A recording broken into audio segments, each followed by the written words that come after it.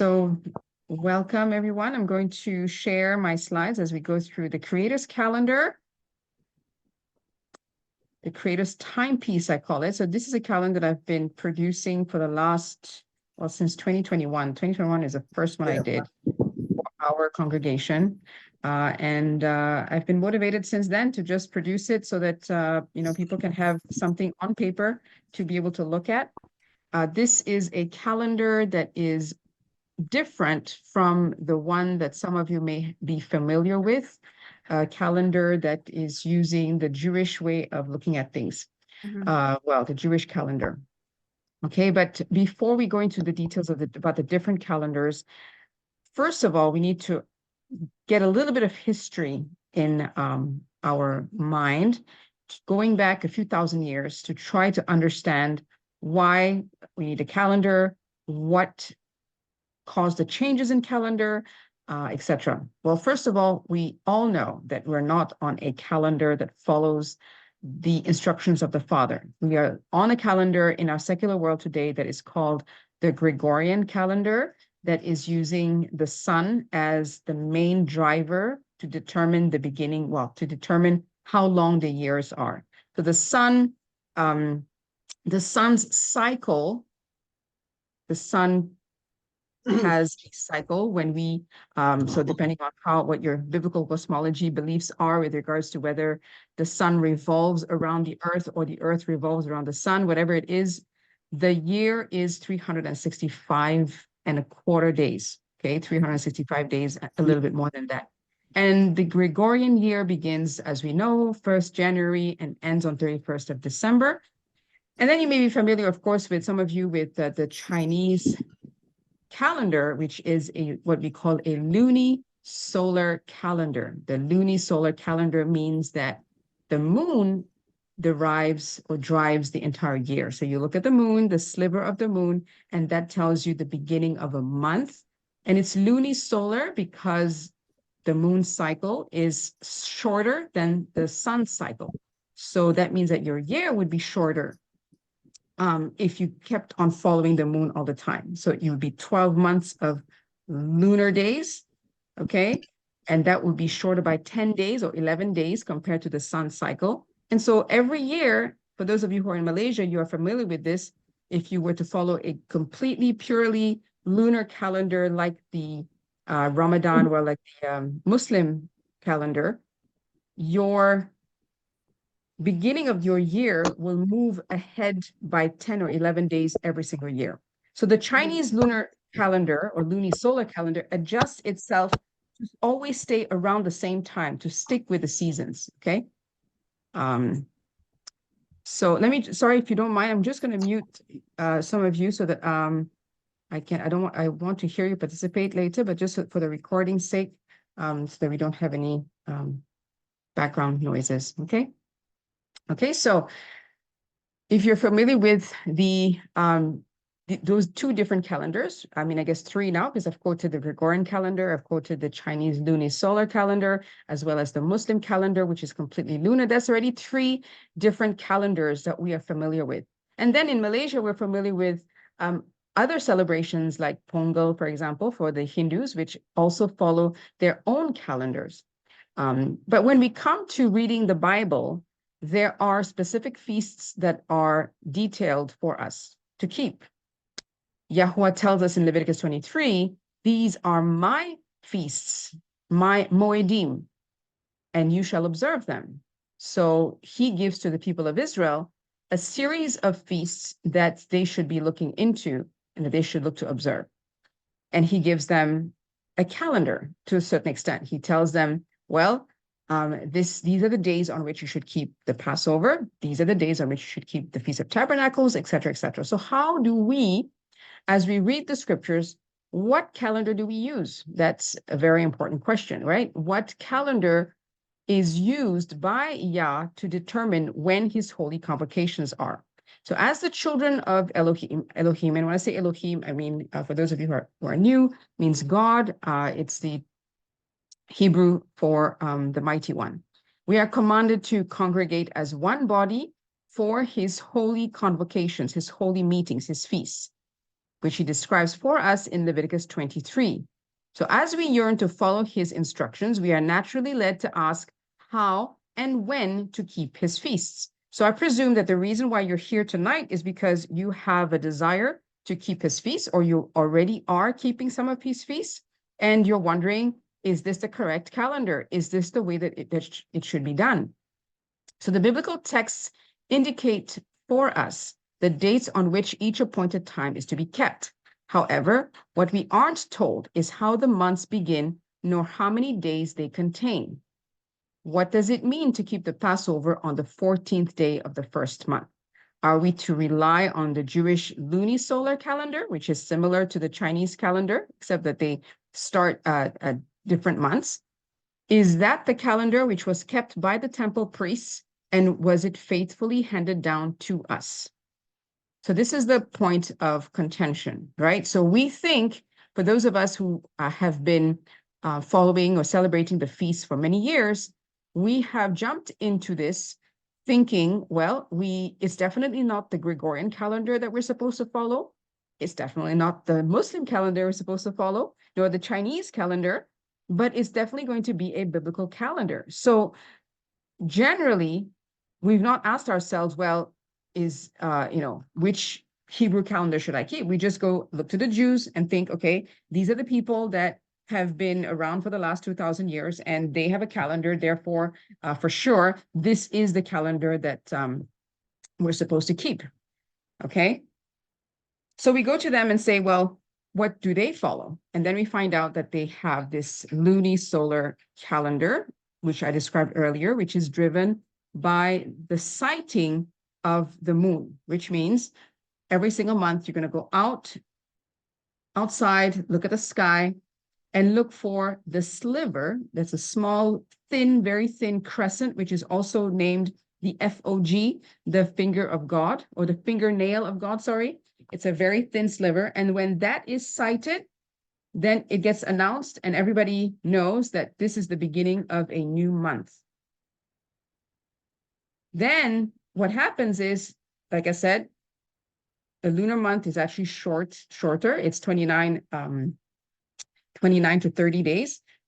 And the total of 12 lunar months will end up with 354 days, 10 days shorter than the sun's cycle. And if we kept on like that, we would have Passover in January or in the fall, a few years down the line. So we don't want that to happen. So the Jews have come up with a system, or the rabbis have come up with a system where they decide on when to add a 13th month. So some years will be 12 months and some years will be 13 months in the Jewish lunisolar calendar. So I've asked a question, and several other people have asked a question. Actually, many, many people have asked a question. How do we know that this particular calendar is the right calendar? And I believe that we should ask ourselves the question because it is a very important subject. Daniel chapter 7, verse 25 says this, "And he shall speak great words against the Most High, and he shall wear out the saints of the Most High and think to change," I should bold this, thinks he should change times and laws, "and they shall be given into his hand until a time and times and the dividing of time." So that means that there is scheduled, prophesied, a change of time in the scriptures, a change of how we account for time. And that will be done by the Antichrist. So it's the subject of the calendar is not something that is trivial. It's not something that should just be taken lightly. We shouldn't look at it as just, well, it's just a calendar, or why do we have to discuss all of these matters? We want to look deeper into this because it is tied with Yahweh's appointed times. And it is prophesied that the enemy would want to come and change the times and the laws. So we know that a change of time occurred from the temple calendar to the global Gregorian calendar that we know today, right? So the temple calendar was changed to the global Gregorian calendar. This calendar has basically spread throughout the entire world and is now the one that is used as a norm by the entire population of the world. And then there was also a time when the Sabbath was moved from Saturday to Sunday. The holy feast days were replaced by Christmas and Easter, and they were forgotten. We as Christians had never heard of people, keeping the Passover and the Feast of Tabernacle, et cetera, et cetera. We had our own celebrations, and we did those celebrations because we're not Jews. The other celebrations belong to the Jews, so why should we celebrate those? But now we're rediscovering them. Now, so I said there was a change between the temple calendar to the Gregorian calendar, but that's assuming that the temple calendar itself had not changed. Was there a change? Was there a modification? Has it always been a luni-solar calendar as we know it today? The Book of Jubilees and the Book of Enoch, which are books that are preserved in the Ethiopian canon, and they were rediscovered in the Library of Qumran in 1947. This is talking about the Dead Sea Scrolls in 1947 that were discovered. These two books speak of a 364-day calendar, which is a world apart from the moon-based calendar followed by the Jews today. This timepiece was described and used by the community who wrote the texts of the Dead Sea Scrolls, or they wrote the text, they copied many of them. So they had the entire library of the temple. They had, of course, the books of the Tanakh, the books of the Old Testament. They had the books of the testaments of the patriarchs that we don't have, we don't follow today. These are not part of our canon, but I highly recommend you to read them. They're excellent in terms of material and information for us, especially for the end days. They had, like I said, they had the Book of Jubilees and the Book of Enoch. But those were removed by who? Because if these people were so faithful in keeping the temple library and they had those books with them, did they consider those books as scriptures? And some of us just went through an entire course on whether the Book of Enoch is scriptural or not. How do we tie it with the Bible? How do we see the witnesses of the Bible and the Book of Enoch matching with each other? So we did that. Okay, we know that Yahusha also called the Book of Enoch scriptures because he was quoting from it, telling the Pharisees, do you not know the scriptures? And proceeds to mention a passage that is only found in the Book of Enoch. So these two books speak of a calendar that is 364 days. Could it be that at some point in time, those that dominated the temple and they were ruling from a religious perspective, those people which maybe leaned towards a different calendar decided that the books of Jubilees and the Book of Enoch were too controversial and contradicting their calendar, and therefore they had to remove those books and had to get them actually they had written that those had read those books would be considered as people that cannot be written in the Book of Life. They would be stricken out of the Book of Life if you read those books, according to the Pharisees. Okay. So this timepiece was described and used by the community who wrote the text of the Dead Sea Scrolls. The members who had segregated themselves from temple corruption spoke vehemently against the wicked priest, identified as the temple priesthood of the day. Indeed, in the 2nd century BC, under the rule of Antiochus Epiphanes, who was the Greek king, he was a Seleucid king. So just going back a little bit, Alexander the Great, you're familiar with his name, Alexander the Great. Upon his death, his kingdom split into two, the Ptolemies and the Seleucids. The Seleucids were taken over, had occupied Judea, and Antiochus Epiphanes was over them. So under his rule, the high priest, Onias III, was murdered because his brother Jason was jealous of him, and his brother wanted to take over the high priesthood. The rest of the priests were persecuted, and as a result, they fled Jerusalem. and they set themselves up in Egypt and set up a temple in Egypt as a fulfillment of a prophecy found in Isaiah chapter 19. Why was there persecution? Why was there such a turmoil during that time in Judea under the rule of Antiochus Epiphanes? Some of us may be familiar with the celebration of Hanukkah, and we think of the Maccabees, and they were a group of people that tried to regain the temple because supposedly the temple was desecrated by the Greeks. But the reality is that prior to that so-called desecration of the temple by Antiochus Epiphanes, the Jews, many of them wanted the culture of the king. They wanted the Greek culture, not much different from what we see today, not much different from the culture, the Western culture that we see today, the liberalization of all things. Some entertainment is primordial. It's the pursuit of your own career, your own self-image, your own properties, everything about self. Well, they had their own culture back in those days as well that was very interesting to the Jews. And as a result, the Jews wanted to adopt that culture into their culture. Whereas the temple priest said, no, we are not going to compromise. And one of the topics that was at stake was, of course, which calendar would be applied. Antiochus Epiphanes and the Greeks had a solar calendar, and they kept the days, they kept each day to every day would start in the evening. So the days would start from evening to evening. So that might be something familiar to you, for those of you who have been keeping the Feast of Yahuwah, but we'll get to that in a minute. So a group of people, a group of Jews wanted to adopt the Greek lifestyle, the Greek way of doing things, including implementing changes in the calendar in the temple.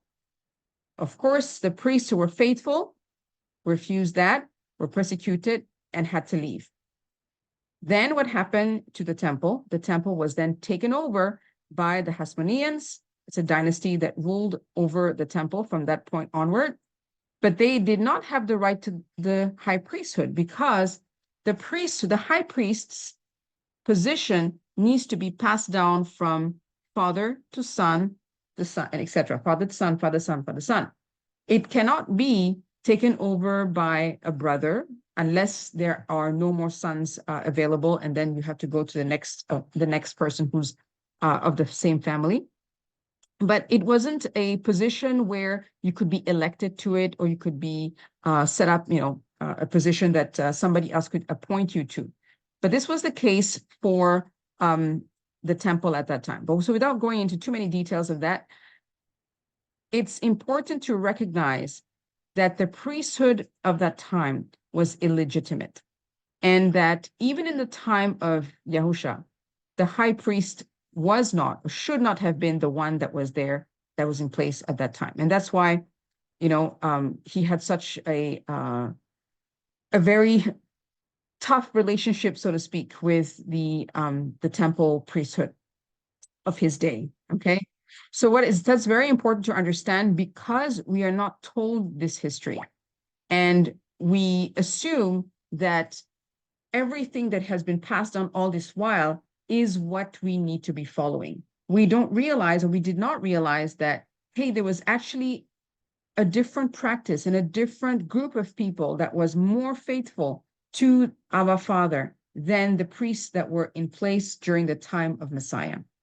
And those people had left. Those people hid themselves away, and they kept the texts of the scriptures hidden. They themselves, if you read through the Dead Sea Scrolls, they kept themselves pious. They were very righteous. They implemented certain rules between themselves as to how to love each other, how to take care of each other. Very much all about following the scriptures. But what we're seeing in the conflict in the Dead Sea Scrolls, in the text of the Dead Sea Scrolls, what we're seeing is that the illegitimate high priest would purposely visit the community on, for example, on their Day of Atonement, which is the highest, most sacred day throughout the year in the calendar of the Bible.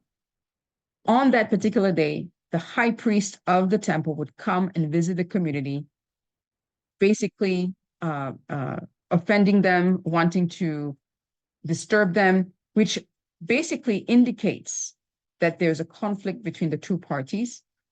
And especially, it indicates that there were different occurrence of the biblical feasts between the temple calendar and the calendar of the community. So I hope this helps you understand a little bit that two parties were at play even in the time of Messiah, and at least two calendars were being kept. One kept by those that were faithful to the commandments of Yahweh, and one that was handed down and was corrupted and was actually something that was from an external invader. It was from the Greeks, and then the Romans invaded after that, after the Greeks, but that did not change what the temple was doing, okay? So once we have this in mind, let's think about the reasons why we are wanting to maintain these, well, we want to look at the calendar. We want to look at the calendar because we're invited to follow his appointed times. We're invited to follow the Sabbath. So we, what do we do? What do we do when we prepare for the Sabbath? We prepare our homes, our meals, and our hearts the day before on Friday, the 6th day of the week. That's called preparation day. On that day, we do everything that is possible so that we can enjoy a full day of rest on Shabbat from morning onwards. We don't work, we don't go shopping, we don't go eating out, we don't indulge in worldly things for 24 hours. We enjoy the presence of Yah for the day. We also come together with like-minded believers as we are commanded to do, because it says that we should have a holy convocation. So the Sabbath is not something that we just simply do on our own, that we follow by ourselves. We are meant to congregate. We're meant to meet up with other believers and study the scriptures together. So that's what we try to do. Then we have the feast days. There are specific feast days, as I mentioned, that are listed out in Leviticus chapter 23, where Yahweh desires to come and meet with us. He wants, these are appointed times. They are a rendezvous, so to speak, with the Most High. So we cease from work on those days. We congregate and worship with our brethren, and we do what is commanded for us to do at that particular feast. So for example, for Passover, we discuss about the history of Exodus, the story of Exodus, and we also parallel it with our deliverance through Messiah. We remove all leavened goods from our houses and eat unleavened bread for an entire week for the Feast of Unleavened Bread. For Tabernacles, we try to take the entire week off from work for those who are working in order to go out camping as a congregation, and we spend time to worship under a booth, pray, study the word, and of course, feast on our favorite foods before Yahweh. And then we have other feasts, which some of us may not necessarily be familiar with, but they are the heads of the months. So not everyone will see these as days of rest, but if you feel led to, you will discover the blessings stored in them. Numbers 28, Isaiah 66, 19 to 24 give us a hint that these are to be treated like Sabbaths. Noah instituted 4 of these heads of months as memorial days in the book of Jubilees. Okay, I'm not going to go into too much detail right now. We're going to look at it in a while. So these days seem to have been the days of rotation of the army. Okay, so Israel was composed of tribes. The tribes themselves were broken down into clans, into families. And what is important is that each family had the father or the oldest person in the family as the head of the family and as a priest for that particular family. And he was the representative for that family. And then that representative would come together with the other representatives of family, and out of them would be another leader, and et cetera, et cetera. So you have a hierarchy in the society of Israel, something that was very organized.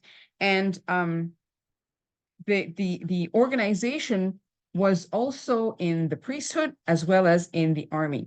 And so the army would have their captains, their leaders, and that army would be assigned to the king, and they would do whatever the king needed them to do. So every single month, at the head of the month, there would be a change of the army. All right? So this is the reason why we want to take a look at the appointed times. It's very important for us to find out, okay, when do I keep the Sabbath? When do I keep the Passover? When do I keep the Feast of Tabernacles? Now, I want to look into the basic division of time. because we have our own culture, our own understanding of how time is divided, but we need to shift our mindset, our way of looking at things, so that we can understand the biblical division of time. So for us in our culture today, when we say a new day, we talk about a new day, the new day begins at midnight, right? We have a change of date at midnight.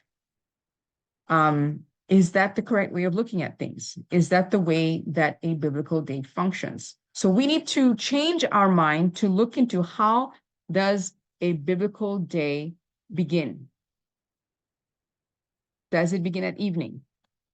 So we have seen that the Jewish calendar that we have today has been handed down to us for the last 2,000 years, but at some point in history, certain things changed, right?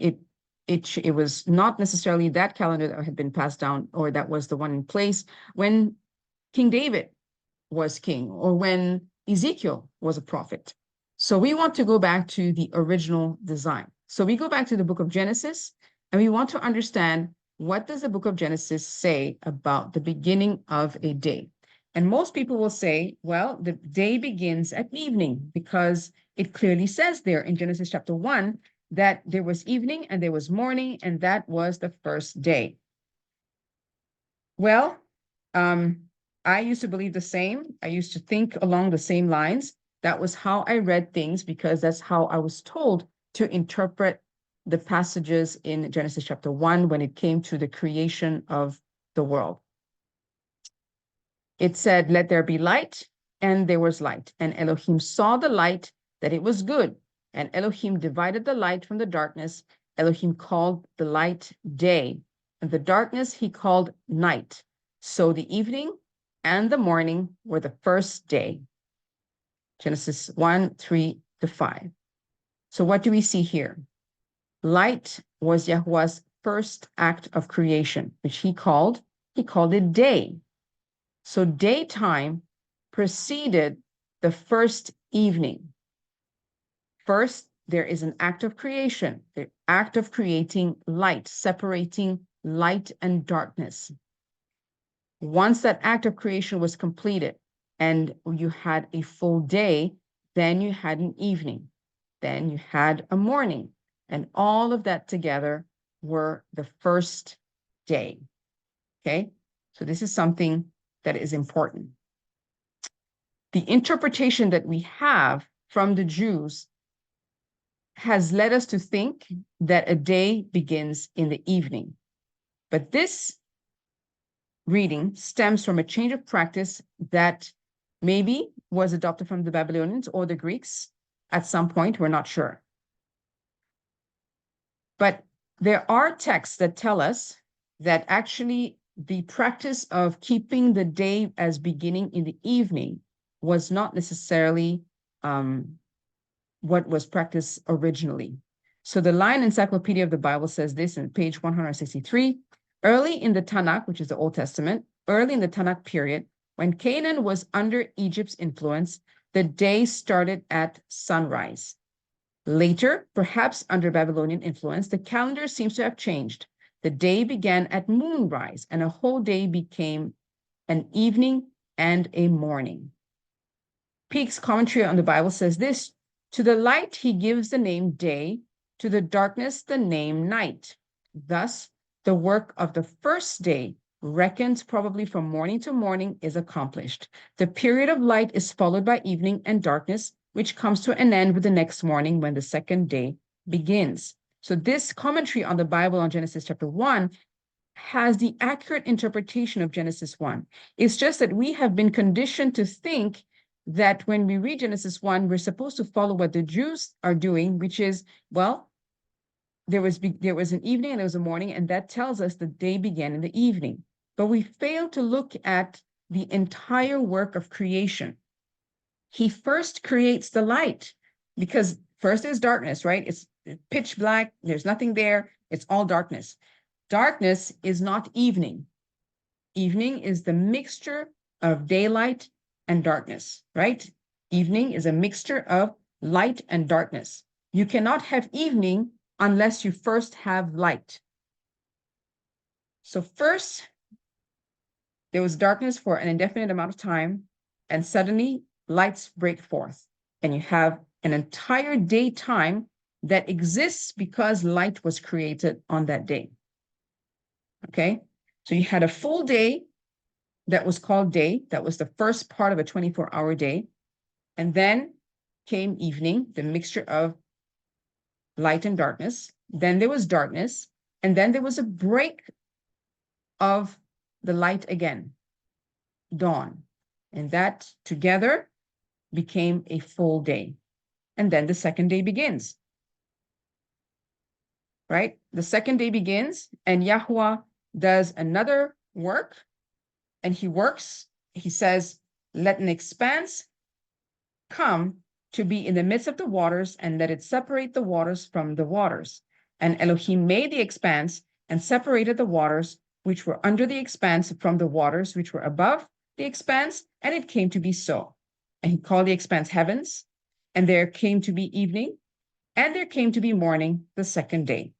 So if you now understand it better, and you can go back and read Genesis chapter 1 with this new understanding, if it's new to you, where you start looking at Yahweh creating during the daytime. He works during the day. He doesn't work in the evening. He works during the daytime, and then comes evening, then there's darkness, and then it came morning, and all of that was the second day. And you can go on like this. Then it was a dry land that he separated, and then it became evening, and then it became morning, and that was the third day. So this is important. You know, you may think, well, it's just, why do we have to look into all these details? It's important. It's important because we are going to look a little bit later at how this actually impacts the time that Yahusha is in the grave, and how this impacts the Passover understanding, the narrative of that week of Passover. Okay, so now that we've established how a day begins, okay, this is a very condensed version of it. I have a whole stack of, there's pages and pages and pages of evidence that in the scriptures, when you read this correctly, everything is clear. You will see that the day begins in the morning every time. Okay, and if you want this document, I'm more than happy to send it to you. Just let me know. Okay.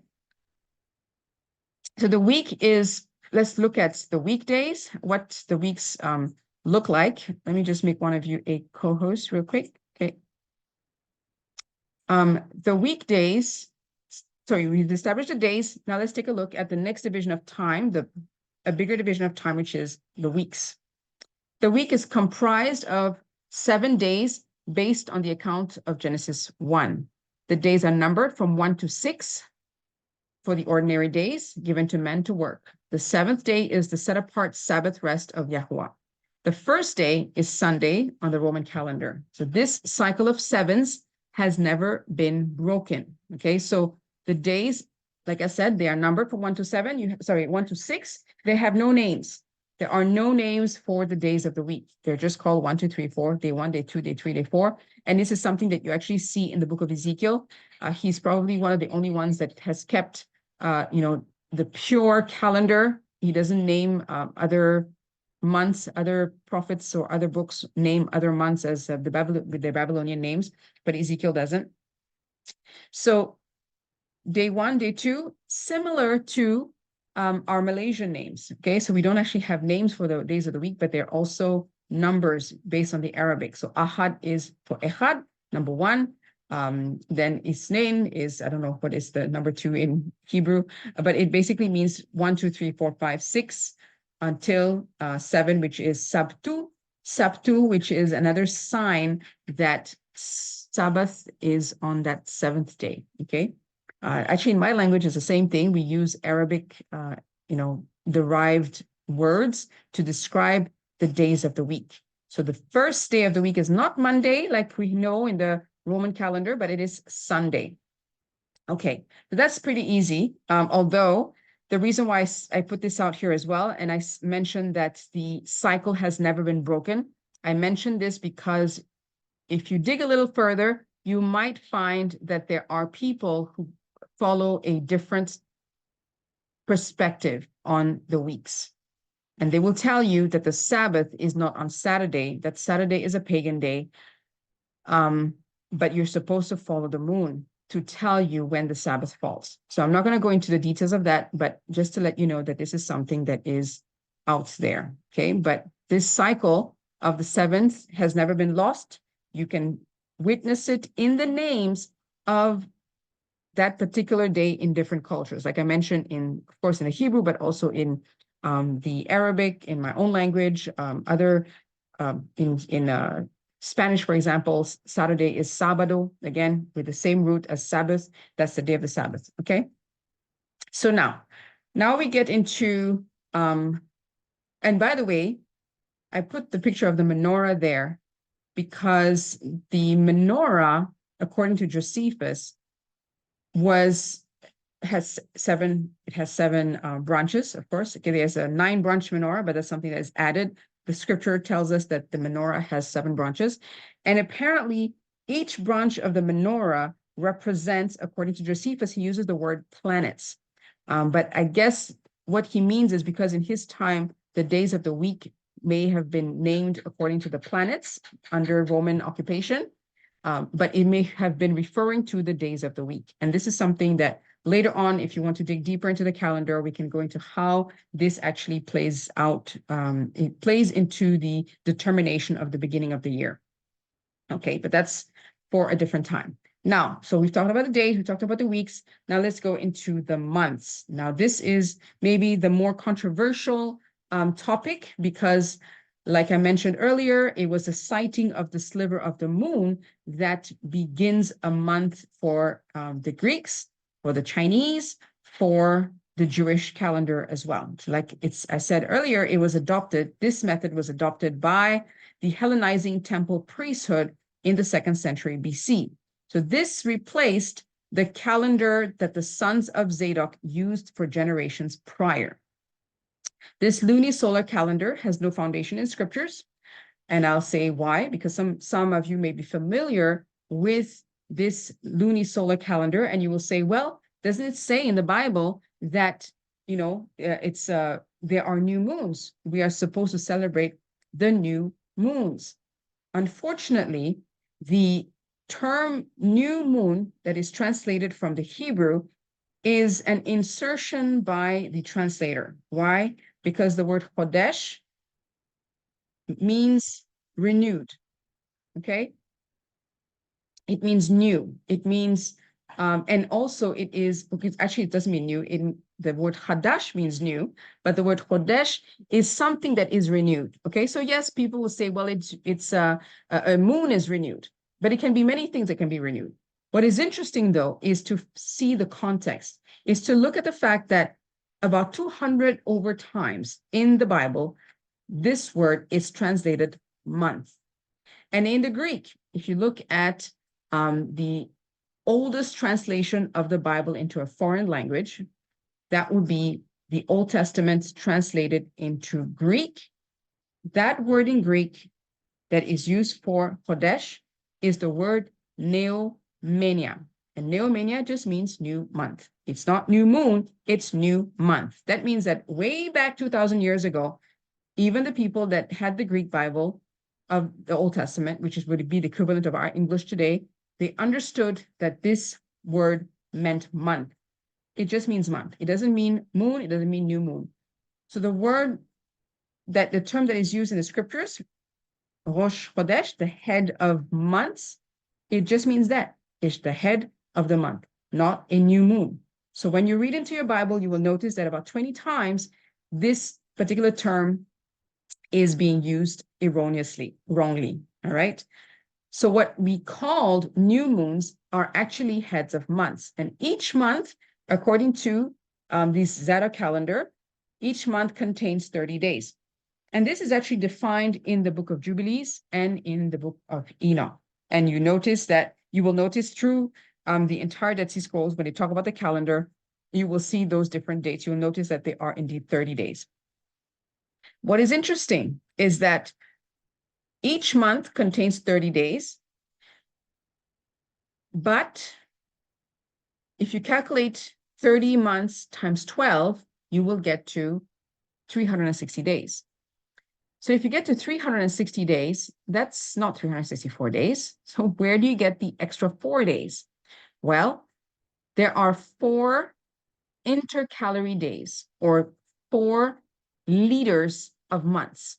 The book of Enoch talks about 4 different angels that lead each season. So each season is comprised of 3 months. You have 4 seasons in the year, 3 months, 3 months, 3 months, 3 months. And in between each one of these seasons, you will have one leader of those months.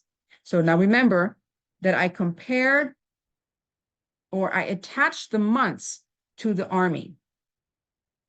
I attached the months to the army for a reason, because in my thought, this is just my understanding. I'm not saying that this is, I'm not saying thus said the Lord, but this is the understanding that I've received. In the description of the army in 1 Chronicles chapter 27, when David prepares the army for King Solomon, the total number of soldiers per month was 12,000 for each month. Okay. Is it 12,000 or 24,000? I think it's 24,000. Let me just get back. I don't have my Bible in front of me. I have another Bible with me. That's not mine. But it's either 24,000 or 12,000. I'm pretty sure it's actually 24,000, because times 12 will get you to 288,000, which is double the 144,000 that we see in the book of Revelation. Okay. And we know that the 144,000 in the book of Revelation, what's something particular about them is that they never leave the king. They're always in the presence of the king, just like the army that is being described in 1 Chronicles chapter 27. These people that are established every single month, they change their course every single month. These are the people that are always in the presence of the king. They do the king's business. And I thought, this is fascinating that we're actually seeing the army of Yah in the 144,000. Okay. And so this army every month has one leader, which is the leader of that particular month.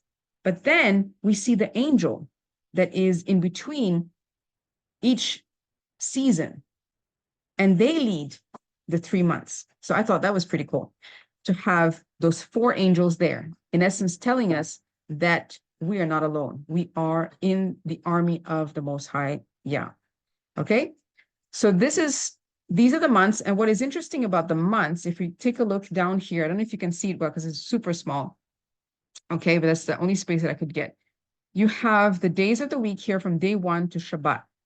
The first month of the year always begins on a Wednesday, and we'll look at that in a minute. It always begins on a Wednesday, the 4th day of the week, and it has 30 days, and it will end on this day on Thursday. Then it will start the next month. Month 2 will start on Friday, all the way to 30, and then the next month, the 3rd month, will start on a Sunday, and you go through 30 days.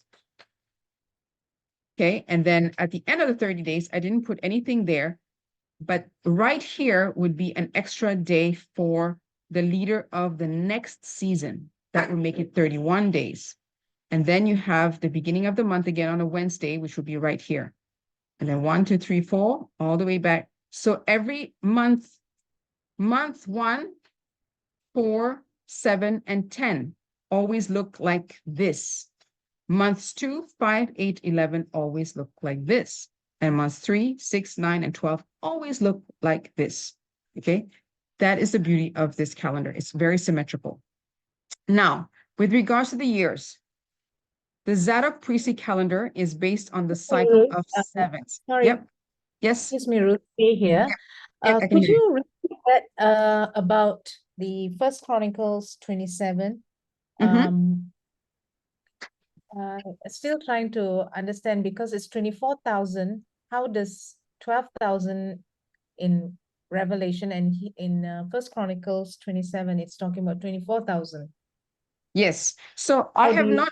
Yes, I also look at it as my question to myself was, you have 2 mentions of the 144,000. Okay, in the book of Revelation, right? And I thought, are we supposed to look at the 2 mentions as the same group? and just 144,000?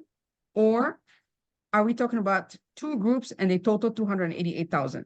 But whatever it is, what I'm looking at actually is more of the parallel, it's like, is this a pattern? Because what is above is also meant to be below. So it could very well be that instead of having 288,000 on earth, we now have 144,000 above and 144,000 below. And together in the millennial, we will have total 288,000. So that is like Mahanaim. What is that? Mahanaim, the two camps. Two camps, okay. Yes, the camp that is, Mahanaim sorry. is the two camps. Mahanaim is the two camps. It's mentioned in several places in scripture where there's one group on earth and the other group. Actually, it started with Jacob's splitting his family into two camps, but later Mahanaim is mentioned in different aspects of two camps. So yeah, I see what you're saying, that the 144,000 as two camps, one on earth and one in the heavens. So that's definitely a huge possibility because, and it seems that the priests in the Qumran community understood that as well, and they operated in that way.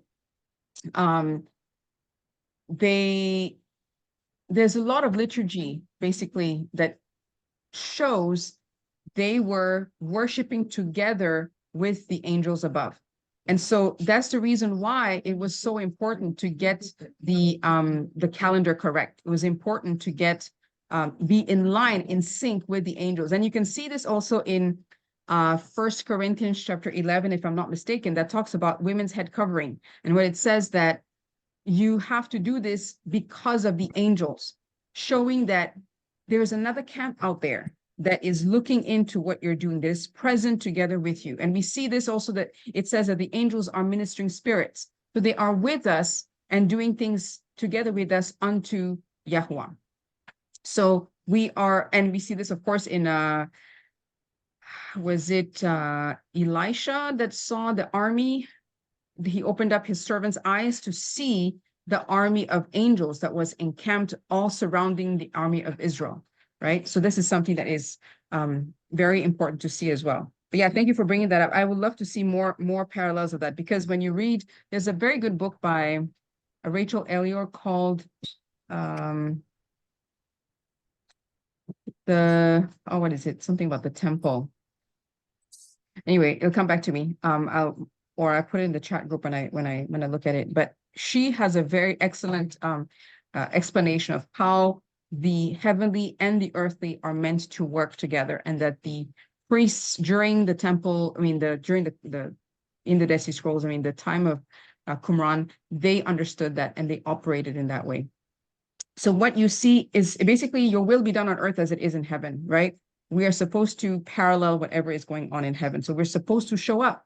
When we show up at the feast, the angels are present as well. They too are ministering to Yahuwah at the same time. The armies are operating in the same way. So yeah. But yeah, go back and read that. I thought when the study of the calendar reveals so many things, really a lot of things. So this is just like the tip of the iceberg. Thank you for that, Sister J. Then we go back to the years. So the Zadok priestly calendar is based on the cycle of sevens that is never broken. The year always begins on the anniversary of the creation of the luminaries, which is on the 4th day of the week around the equinox each year. Okay, so let me repeat that. Genesis chapter 1 tells us that the sun, moon, and stars are created on day 4. That's the beginning of the counting of time for men. So on that day, you will start the count for the entire year. However, your days have already begun, right? From day one. Day one was on Sunday, or the Roman Sunday. Day 1, light was created. Day 2, the separation of the waters with the firmament, etc. Day 3, the earth, the land, the dry land, and then day 4, the luminaries. Then you count until the end of creation. He finished his work on the 6th day with the creation of man, and on the 7th day he rested. So here, if you go back to my little box Yes. here, is day 1 of the year is on a Wednesday, and then the Sabbath will fall on day 4 of the year.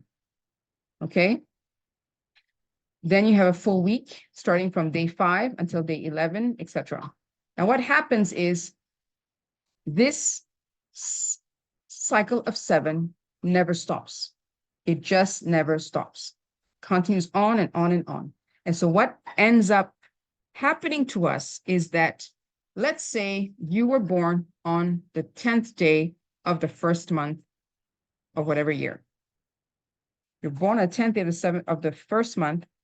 Your birthday will always be on a Friday. It will never change. The first day of the first month will always be on a Wednesday. The first day of the second month will always be on a Friday. The first day of the third month will always be on a Sunday. Every anniversary will always be on the same exact day of the week that it was the previous year. Okay? Which means that every feast days will fall on the exact same day of the week, year after year after year, because it's basically this cycle of 7 that helps us to land any event on the same day of the week, year after year. So this is just a little bit of maths, I guess, but hopefully you trust that this is correct. You trust that if you're not able to calculate this, but you can understand that if it is a week that's never broken, then the anniversaries will always fall on the same day of the week. Shall we take an example? For if we go and use the Gregorian calendar instead. So let's assume that instead of 364 days, we have, like the Gregorian calendar, 365 days. So instead of ending, so 364 days you'll restart your year on Wednesday, but 365 days, your year will now start on Thursday. And so everything has just shifted 1 day. So now this number 2 here becomes 1, 2, 3, 4, 5, 6. Everything has shifted. So all your birthday has shifted as well. So instead of your birthday being on the 10th of the first month, and on Friday, sorry, the 10th of the first month will have shifted to Saturday. Okay, so your birthday shifted to a different day of the week. This never happens on the Zadok calendar.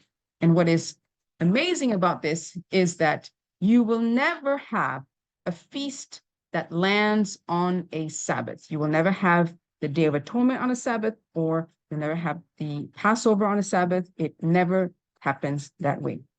So this calendar is really reflecting perfection. It shows the perfection of the Most High. This calendar presents what the priests, sons of Zadok, and their allies used for establishing the dates of the Holy Liturgy. It stands out for its symmetry and perfection, reflecting the unchanging character of our Creator. The year always begins, again, around the spring equinox on the 4th day of the week, which is Wednesday, which is the day the luminaries for timekeeping were created.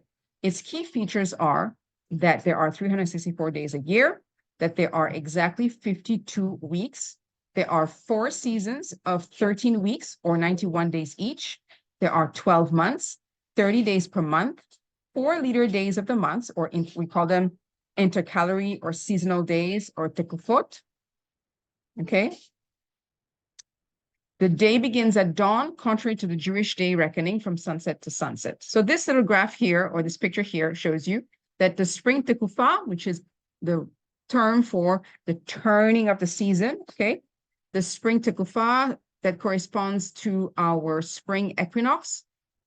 Here is 1 leader day, and then you have 30 days for month 1, 30 days for month 2, 30 days for month 3. A new season, the new leader for the summer tekufa, 30, 30, 30, another leader, 30, 30, 30, another leader, and you end 30, 30, 30, the days of winter, and you can complete your year. As a septenary calendar, which means it's a calendar that is based on sevens. The feasts fall on the same day of the week every single year. Passover, for instance, is always observed on the third day of the week, which is a Tuesday. The feast days never overlap with the weekly Sabbath. And this is an important aspect of the calendar as it avoids the rabbinical debates that occur when it comes to deciding on what should take preeminence, whether the weekly Sabbath or the solemn day of atonement, should they land on the same day on a Jewish calendar. So what am I saying here? If the Day of Atonement, which is a high day, it's a sacred day, it's a day of fasting, it's a day of mourning and afflicting ourselves before Yah. If that day falls on a Sabbath, what do you do? The Sabbath is supposed to be a day of rest, but it's supposed to be a day of feasting. You're supposed to rest and feast before Yahweh.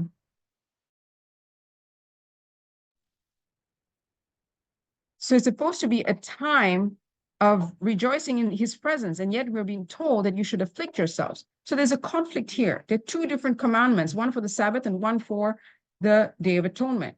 And if they land on the same day, that's confusing. So the rabbis have decided that it shouldn't be observed on the same day. So let's shift it. We shift it. So we can keep the Sabbath and we keep the Day of Atonement the day after, okay? Which is a change. That's a change in the scriptures. So that just cannot be acceptable. So, but this never happens on this particular calendar, which is very orderly. All right. Now, this here is a sketch of what the calendar looks like, which hopefully some of you will have a copy of soon. Month one, the biblical months are numbered. Okay, we said that naming them came after the Babylonian exile. Days of the week, 1, 2, 3, 4, 5, 6. They are never, they don't have a name. They are just numbered, except for the Sabbath day, which is a day of rest. The Tekufah, spring Tekufah, is the day that marks the turning of the season. So Enoch names 4 different angels, which lead the months, which we already have explained. Then here, what is particular about this calendar is that you're not going to have the days of the Gregorian days drive your calendar.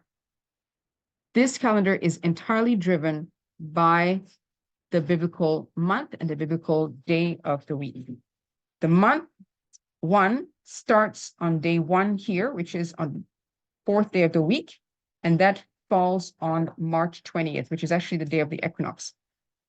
Okay, so that particular day is going to be your month 1, and then month 2, day 1, day 2, day 3, day 4. And then you have the little date here, which tells you the Gregorian date.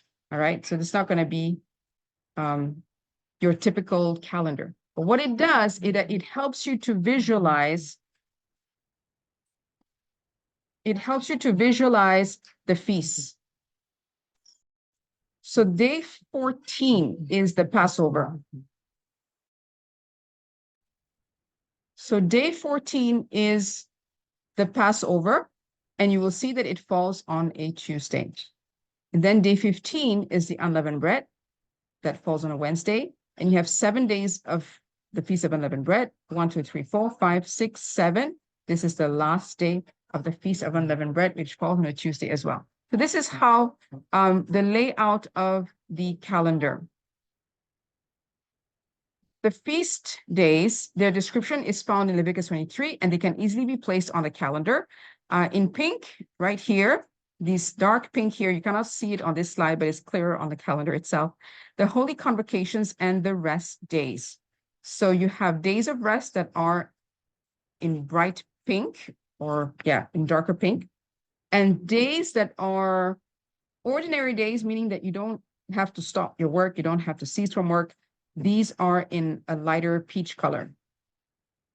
So they are the days of the festal season, but they're not days where you are required to take off from work and rest. I have highlighted the first day of the month as well, because for us, we believe that this is also a day where we're supposed to take rest. It's a day of, like I said, the change of the army, and we're supposed to make sure that, that's the day where we meet. That's the day that King Saul met with David, or was supposed to meet with David, and David didn't show up, if you remember that.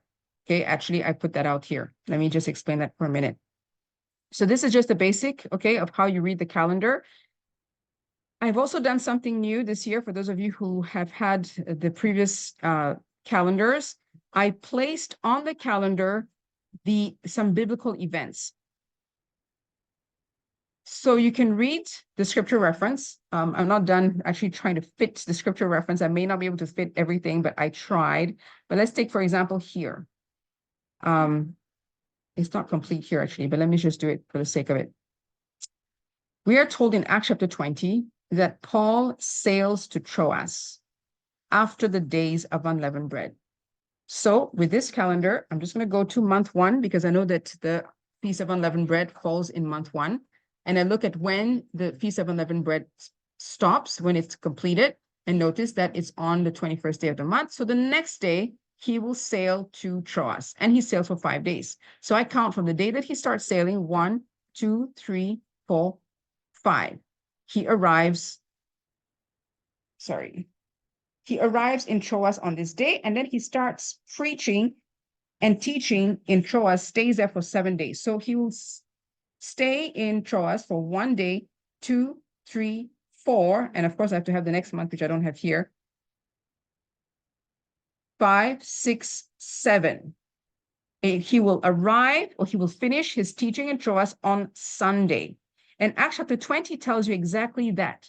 On that last day, on a Sunday, he finishes his last day. He is speaking until late that night because the next day he needs to leave. On that night, Eutychus dies. I mean, he falls off the window. He dies, and Paul prays for him, and he's resurrected. But we are told that that particular day was a Sunday. Exactly how it falls on the calendar. If you were to place the event on the calendar, this is just one example. The example of David. David is supposed to appear before Saul, and then he tells Jonathan, meet me after on the 3rd day, or Jonathan tells him, meet me on the 3rd day. If things are not good, you should just leave, you should flee. So he does that. So on the 3rd day, he will have met with Jonathan, and he flees because he knows that Saul is angry at him. But we know that the day that he was supposed to meet up with Saul was the day of the new month. It's the head of the month. So we know then that there was something special about that day of the month. It's not just a simple day of just watching the sliver of the moon and that's it. That's not at all what we're doing. We're not looking at the sliver of the moon anyway. But it is a day to be marked as a day of, for us, a day of rest, it's a day of convocation before Yah. So David was supposed to meet with Saul. He doesn't meet up with him. He's 3 days without food and he's hungry. He appears at the tabernacle and he's requesting for some bread. And the priest tells him, I have nothing else but the showbread. But that day is also the day the showbread is changed.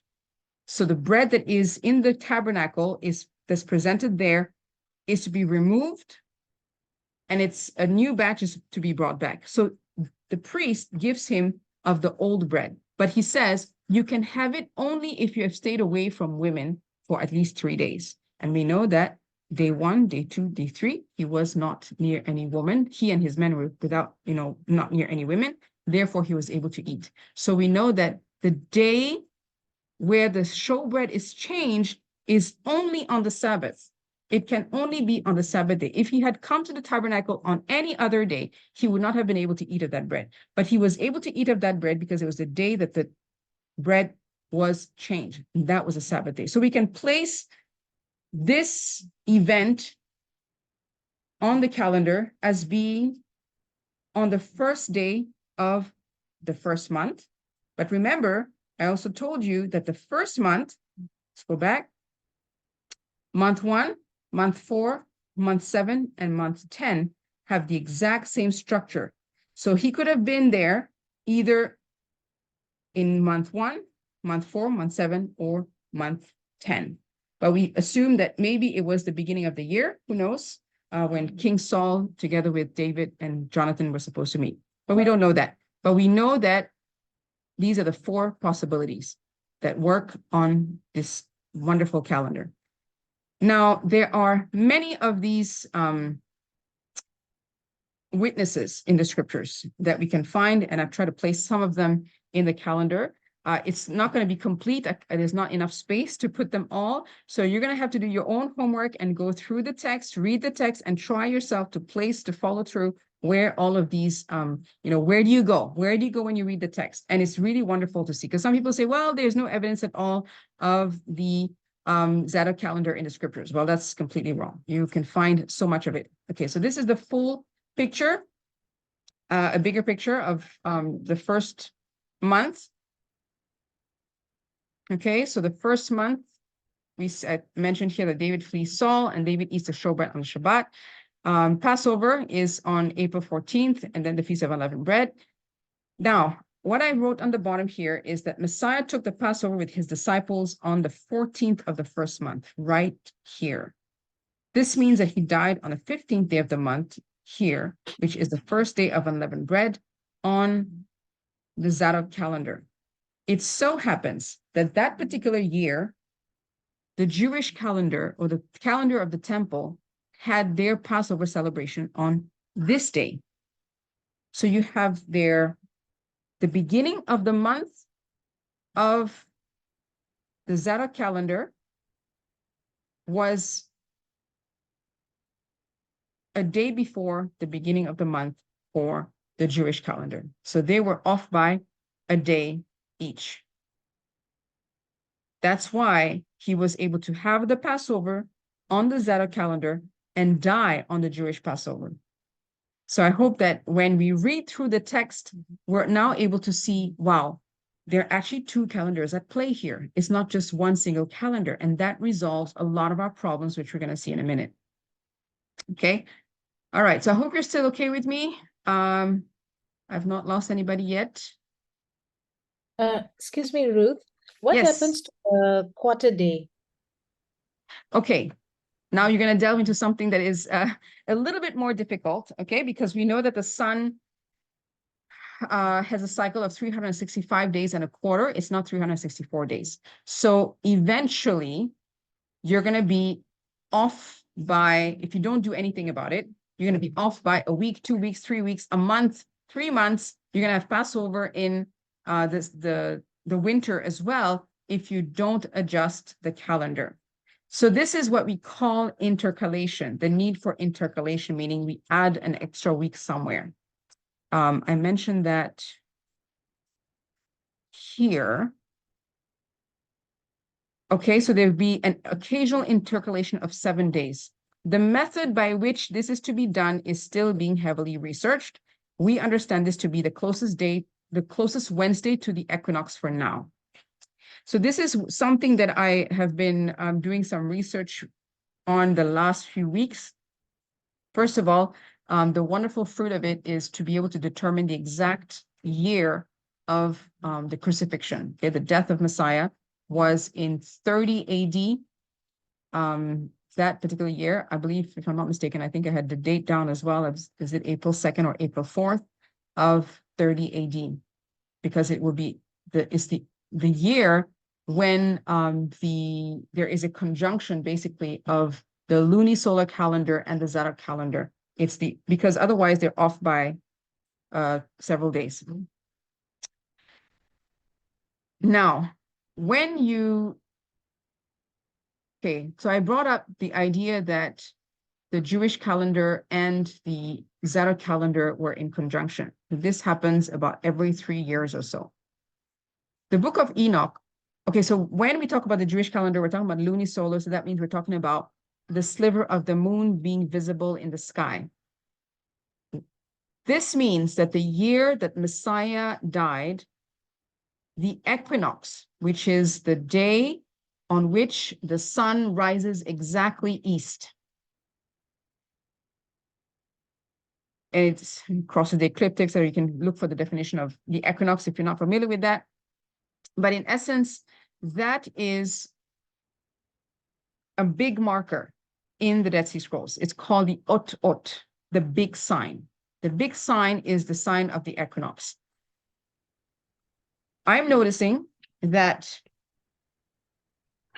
something happens when you have the equinox and the sliver of the moon visible around the time of the equinox. It tells me that that particular week is the week on which I need to begin the year, or we need to begin the year. So that is one method, which is actually also referred to in the book of Enoch, where Enoch says that the moon brings in the years exactly. So the moon has a function. So it's not a function of determining for us the beginning of the months, but it has a function of showing us every few years when we are to begin the year, specifically when the year is going to go off, if you know what I mean. It's going to run out too far away from the equinox. So the book of Enoch actually tells you very clearly that the moon brings in the year precisely so that the year, it never starts too late or too ahead of the equinox. I didn't want to go into this because I know I've been told, once you start getting into the equinox, we just get lost. It's the intercalation rather. It's just too detailed for us to get into right now. I'm happy to send you more details privately.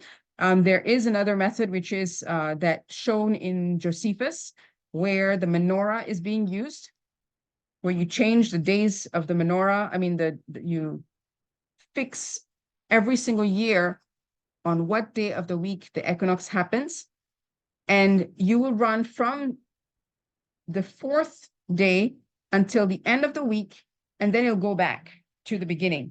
When it makes that cycle back to the beginning is when you know that you have to intercalate a week, okay?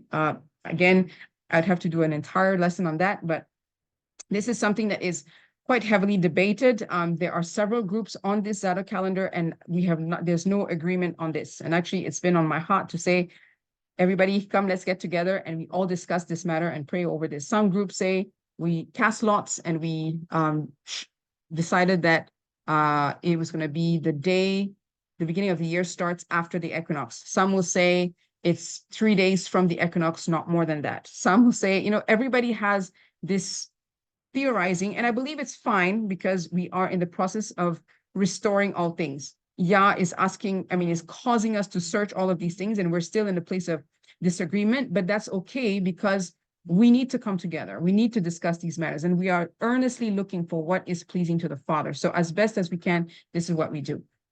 Okay, but what I'm presenting to you here, what is amazing is that this particular year, the year begins exactly on the equinox. Okay, so praise Yah. That's, I don't have to be too worried about whether it's correct or not. It is correct because we are starting on the equinox. But yes, there will need to be a 7-day addition at some point. To make matters even more complicated, actually, there are some people that I respect very much on this calendar topic who say that the Zadok priests never added a week. Okay, at least they don't see it in the text. Some people see in the text that there is an intercalation, but others don't see it.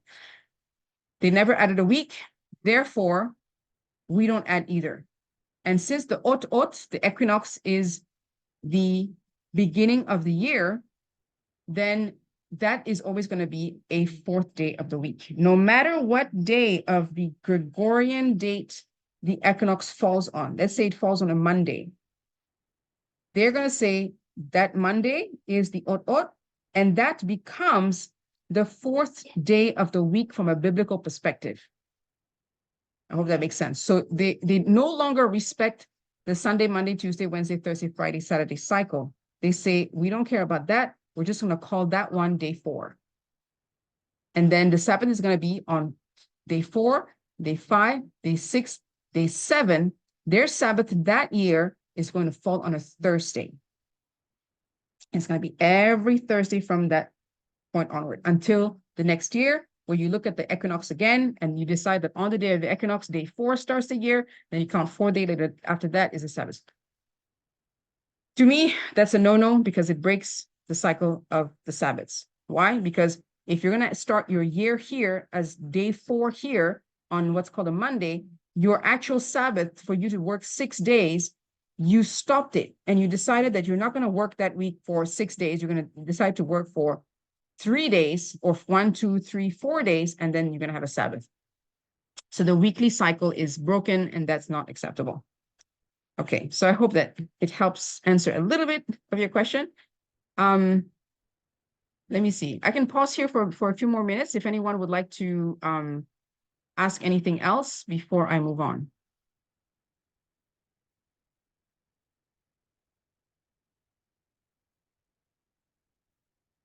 Thank you for sticking with me.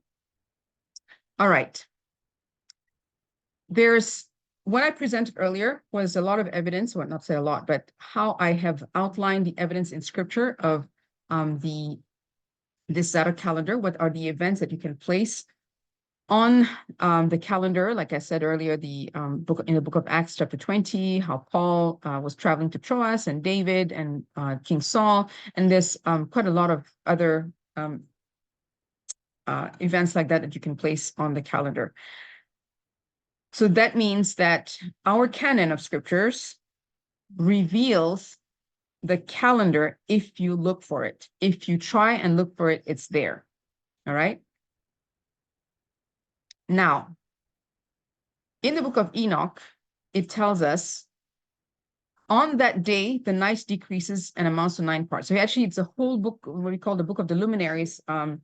It's several chapters on the movements of the sun and the moon, etc. So this is towards the end of it. On that day, the night decreases in amount to 9 parts and the day to 9 parts. The night is equal to the day, and the year is exactly as its days, 364. And the length of the day and of the night, and the shortness of the day and of the night arise. Through the course of the sun, their distinctions are made. So Enoch tells us here that the year is 364 days. The book of Jubilees tells us, and command the children of Israel that they observe the years according to this reckoning, 364 days. And these will constitute a complete year, and they will not disturb its time from its days and from its feasts, for everything will fall out in them according to their testimony, and they will not leave out any day nor disturb any feasts. Okay, so this means exactly what I mentioned earlier, which is that in this calendar, you will never have an overlapping of a feast day and a Sabbath day. Nothing is in disarray, nothing is disturbed, but everything falls into their right place, in the rightful place. And of course, there's so much in the Dead Sea Scrolls about this particular calendar. There are countless passages like what I have written here, which is sort of complicated to read to a certain extent. Then these passages help us to reconstitute the calendar that the community used. So let me just try and read this for you for a minute, to help you decipher what it's saying, and because we're going to go into this in a minute about what the priestly cycles are about. The 5th day of Hupa. That's Hupa is referring to the priestly division described in 1 Chronicles chapter 24. David divided the priesthood into what they called courses or divisions. And every division took on one particular week of the year.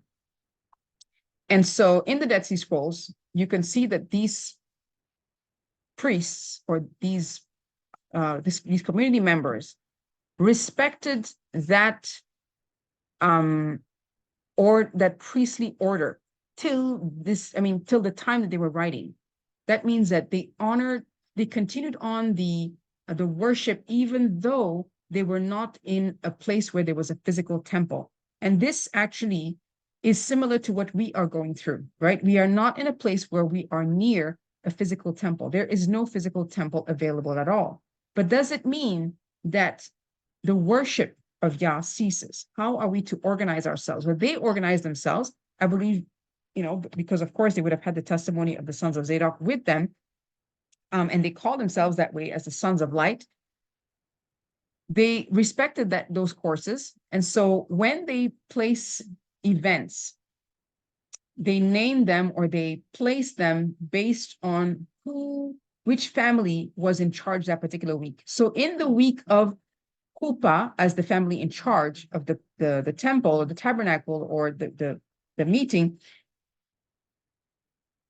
the 5th day of the week of Hupa to the 29th, which is a lunar day, and then they also give the 19th day, the solar day. So both, they looked at astronomically, where are we at? It's the 29th of the lunar year, of the lunar day, the lunar month, and also it's the 19th of the solar day. Okay, so this is how they write. And then the Sabbath of Abscess to the 30th lunar day on the 18th solar day of the 4th. Okay, I hope that you follow this. And then they keep on going like this. So what is it? Is the 17th, it tells us that on the 17th solar day of the 6th month. Oops, I guess I must have made a mistake here. I need to change that. So this is not a 5th month, a 6th month. So the 17th of the 6th month is a Sunday. So things like this are aplenty in the Dead Sea Scrolls to help us determine what day of the week certain days fall on. So the 17th of the 6th month is on a Sunday, for instance. So things like that are throughout the text and are evidence that we can use to try to reconstitute the entire calendar. And then what is interesting about this calendar too, and actually of the text of the Dead Sea Scrolls, is that they mention certain feasts that are not referred to in the Tanakh, in the Old Testament.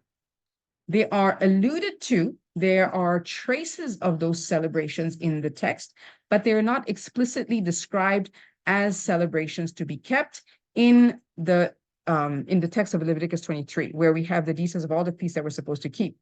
So, for example, there is the Feast of Pentecost that we're familiar with. It's called the first fruit of grain. And then you have two other first fruits that appear, which are called the first fruit of wine and the first fruits of new oil, or rather the Feast of New Oil, where you bring, for the Feast of New Wine, you bring in your grapes, you bring in your new wine. And for the Feast of Fresh Oil, you bring in the oil that you just freshly pressed out of the olives that you just harvested. And these are elements that were supposed to be brought into the temple for the functioning of the temple. And then there was something else, which is the wood offering. And they were supposed to bring, after the Feast of the New Oil, they were supposed to bring wood. Each tribe, or 2 tribes every day, were to bring wood to the temple so that the temple would have enough for that particular year. And we see a witness of that in Josephus's Wars, book 2, chapter 17. Now, the next day was the festival of Zilophory. This term here actually talks about wood. So it's the festival of wood, upon which the custom was for everyone to bring wood for the altar, that there might never be a want of fuel for that fire, which was an unquenchable and always burning.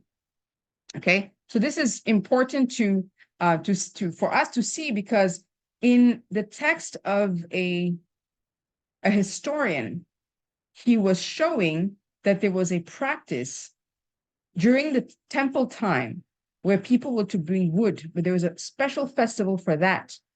And that is not preserved in our biblical text, but it is preserved in the Dead Sea Scroll text. Okay. Okay, moving on to something a little bit lighter, which is that David understood this calendar based on what the Dead Sea Scrolls actually tell us. We are told that David wrote 364 Psalms for the days of the year, not 365, but 364. He wrote 52 songs for the Sabbaths, and we know that there are 52 weeks exactly. And then he wrote 30 songs for the heads of months and the festivals, telling us that they celebrated the heads of months in the same way as they celebrated the different festivals.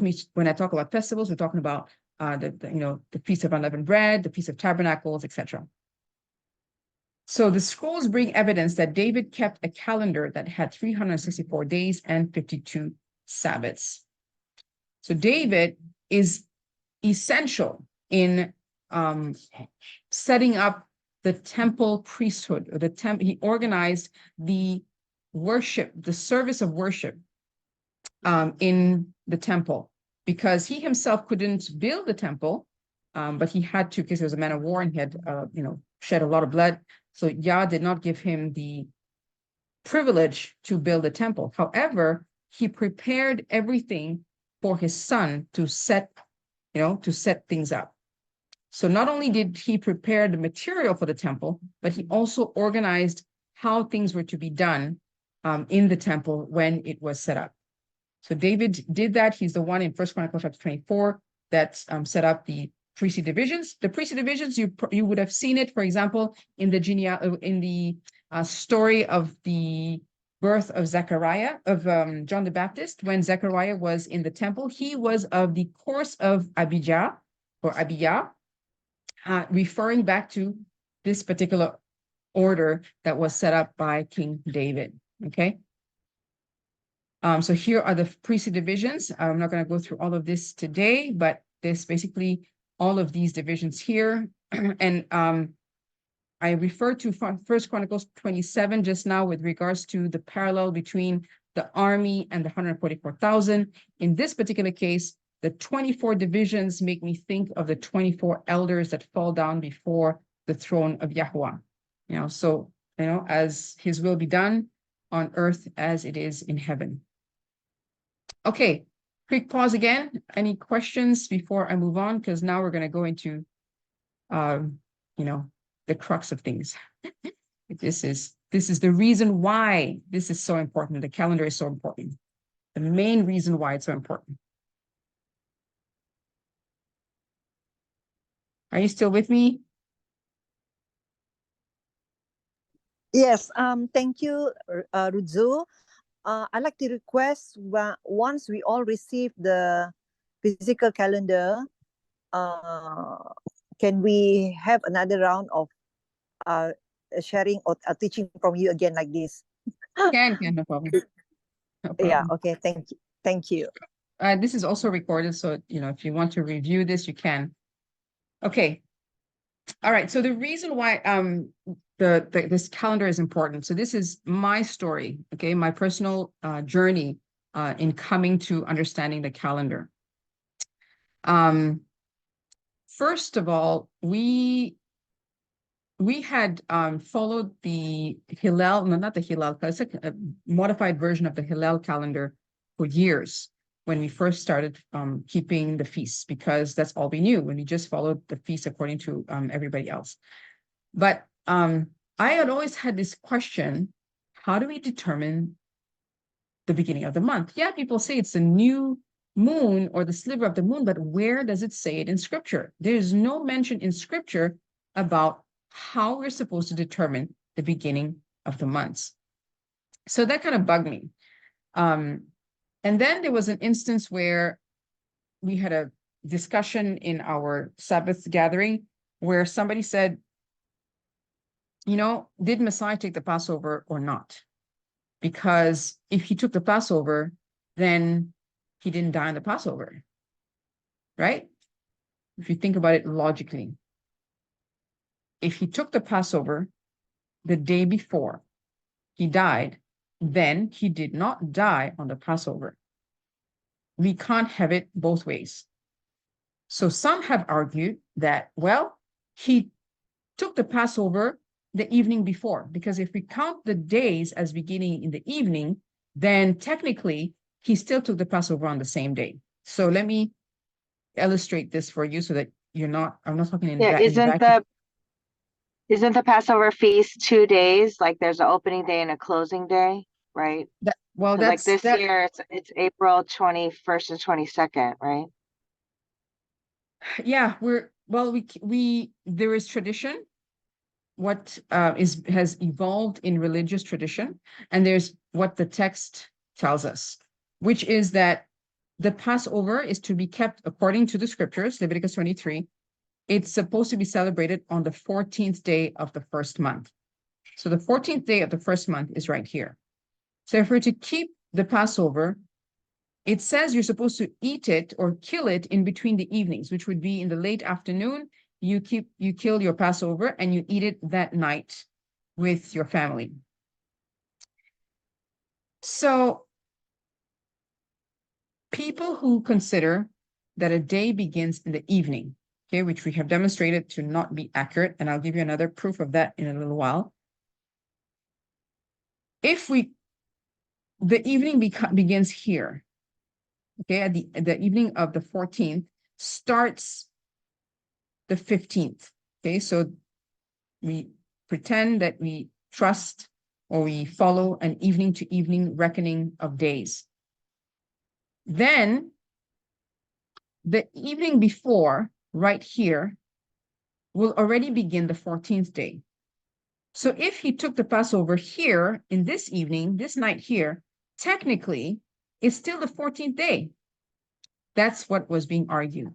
Some people said he took the Passover earlier, but it's still the 14th, so he didn't break the commandment. But in reality, that doesn't work because you're supposed to kill the Passover in between the evenings and the late afternoon of the 14th. So if he ate here, he wouldn't have eaten it anyway because the Passover is only killed here.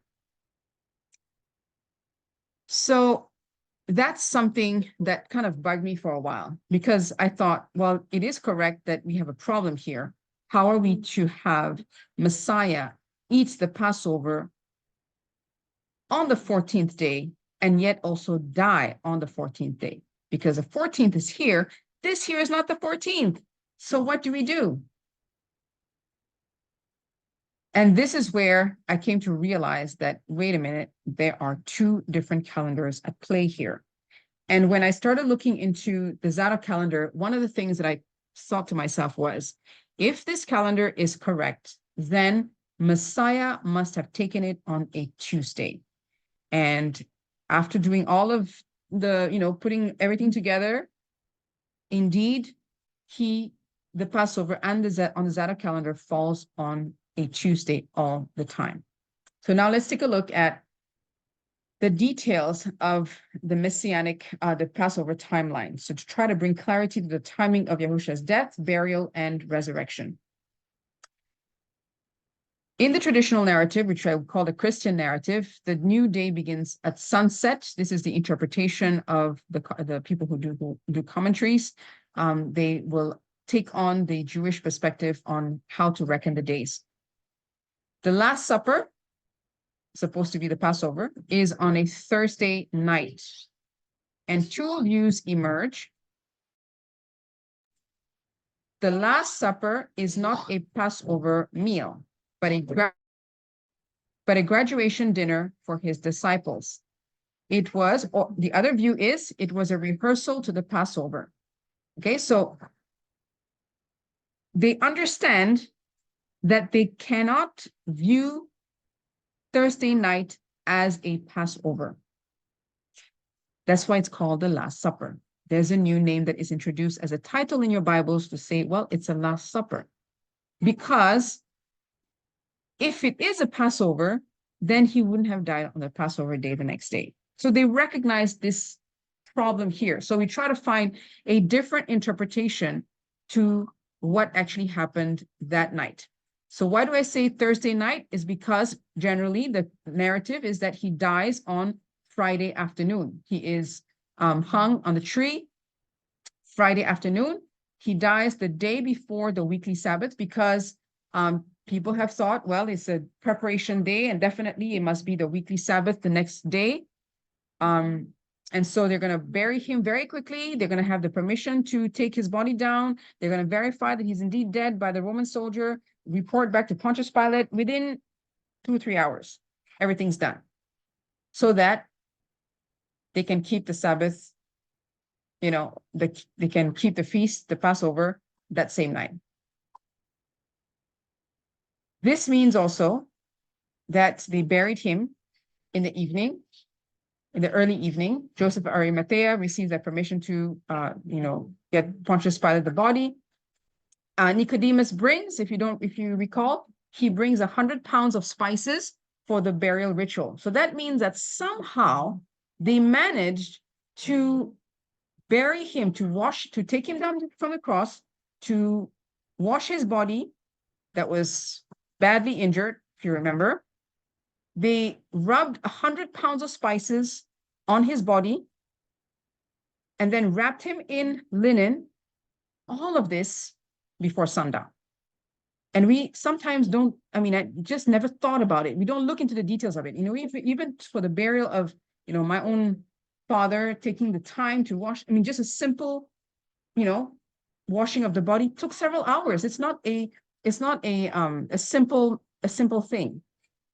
So we don't look at the fact that, yes, there were 100 pounds of spices that needed to be rubbed. And not only that, the 100 pounds were not enough. That's why the women had to purchase more spices a few days later to bring on Sunday morning to finish wrapping his body, because it wasn't complete. Now, we are told he died on Friday, he was buried by evening, and then he's resurrected on Sunday morning before dawn. But the problem with this is what? Is that he is seen by the women while it was still dark on Sunday morning, the first day of the week, after only 2 nights and 1 day in the grave. Okay, so let's go back to our calendar here. Let's say that he dies on a Friday and buried on a Friday afternoon. He's in the grave Friday night, Saturday day, and Saturday night, and he's resurrected on Sunday morning. That is not 3 days and 3 nights. He told us that the sign that he was going to give is the only sign that he would give is the sign of Jonah. For as Jonah was 3 days and 3 nights in the belly of a huge fish, so the Son of Man will be 3 days and 3 nights in the heart of the earth. That means buried for 3 days and 3 nights. So we have a problem with the traditional narrative that he does not take the Passover as he said, right? He said, hey, I'm taking the Passover, prepare the Passover, go and find a place for the Passover. I'm eager to eat the Passover. And then the conclusion is he did not take the Passover. How can that be? That we agree to saying that he actually did not take the Passover as he said he would. But we invent a new thing, which is the Last Supper, or communion dinner with his disciples, a graduation dinner with his disciples, completely new, so that we don't look at it as a Passover, to match, to fix the narrative problem that we have. We have a problem with the short duration of the burial because it doesn't fit the lengthy process that is required, right? We look at all the different things that needed to happen, but somehow we have managed to believe that, oh, it's going to take that short of a time to squeeze all of this in, to get all of these things done quickly. Then the other issue, of course, is that he's not 3 days and 3 nights in the grave to meet his own single sign, the son of Jonah. Now, we have recognized this.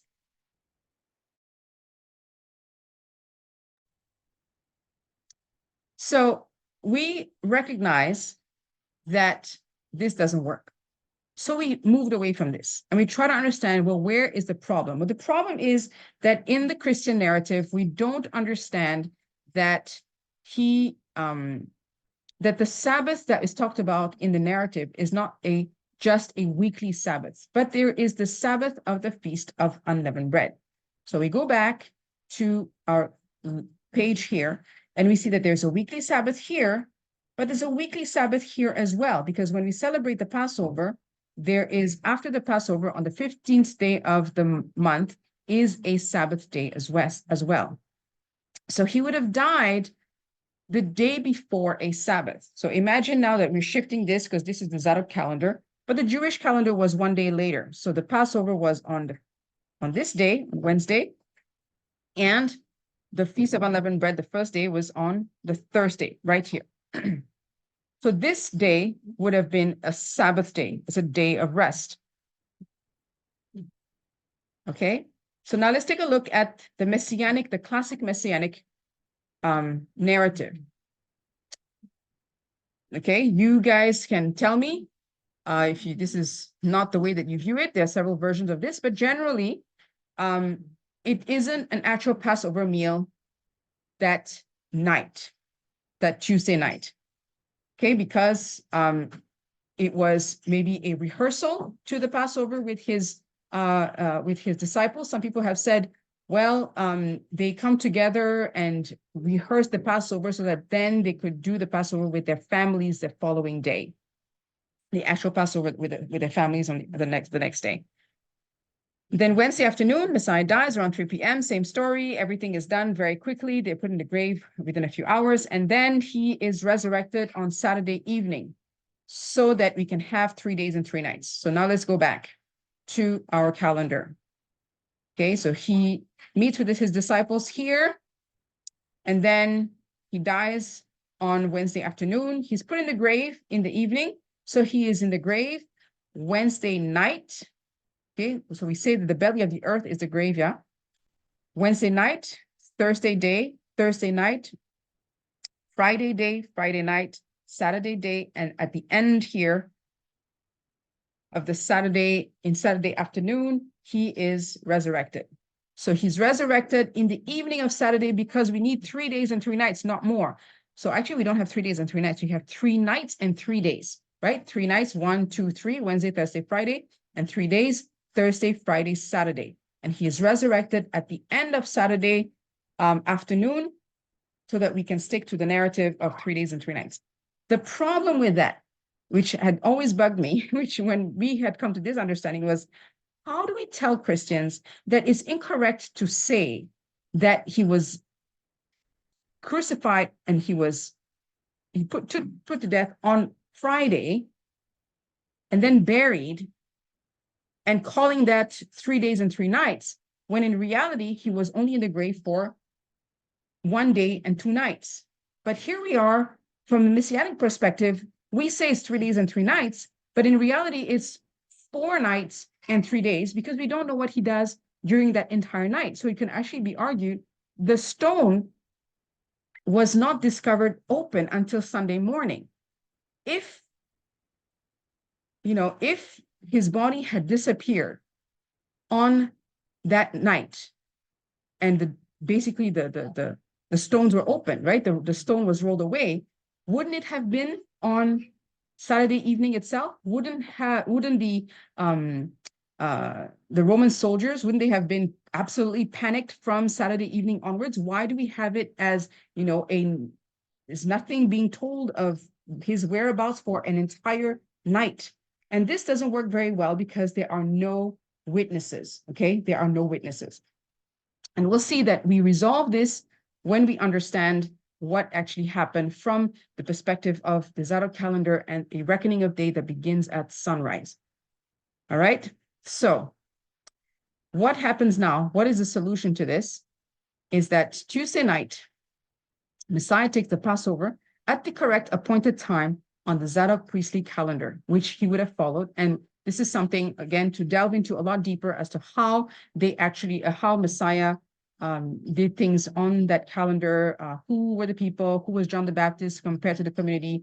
Who were the early believers, the Christians? Who are the people of the way that are discussed in the book of Acts? Where did Paul go when he says that he went to Damascus? All of these are tied to the community of the Dead Sea Scrolls, and we didn't even know about it because we're not familiar with those texts, but it's all there. So Tuesday night, Messiah takes the Passover at the correct appointed time on the Zadok priestly calendar, which is always on the 3rd day of the week. Wednesday afternoon, his death. So it's the same as the Messianic narrative, except that it is also the Sabbath of the Feast of Unleavened Bread on the Zadok priestly calendar. So we all agree that he died on Wednesday afternoon, not an issue. Burial, however, is where we differ. His burial is temporarily completed. And I say temporarily because, as I said, the women were still going to come back and bring more spices. But it was temporarily completed Thursday before dawn.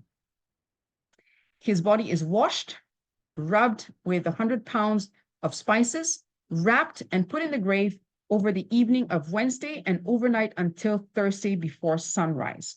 Why do we say that? Why do I say that? Because this is the ultimate evidence of a sunrise to sunrise beginning of day. Okay, this is why it's important to look into when the day begins, because it helps us to explain this problem that we have here.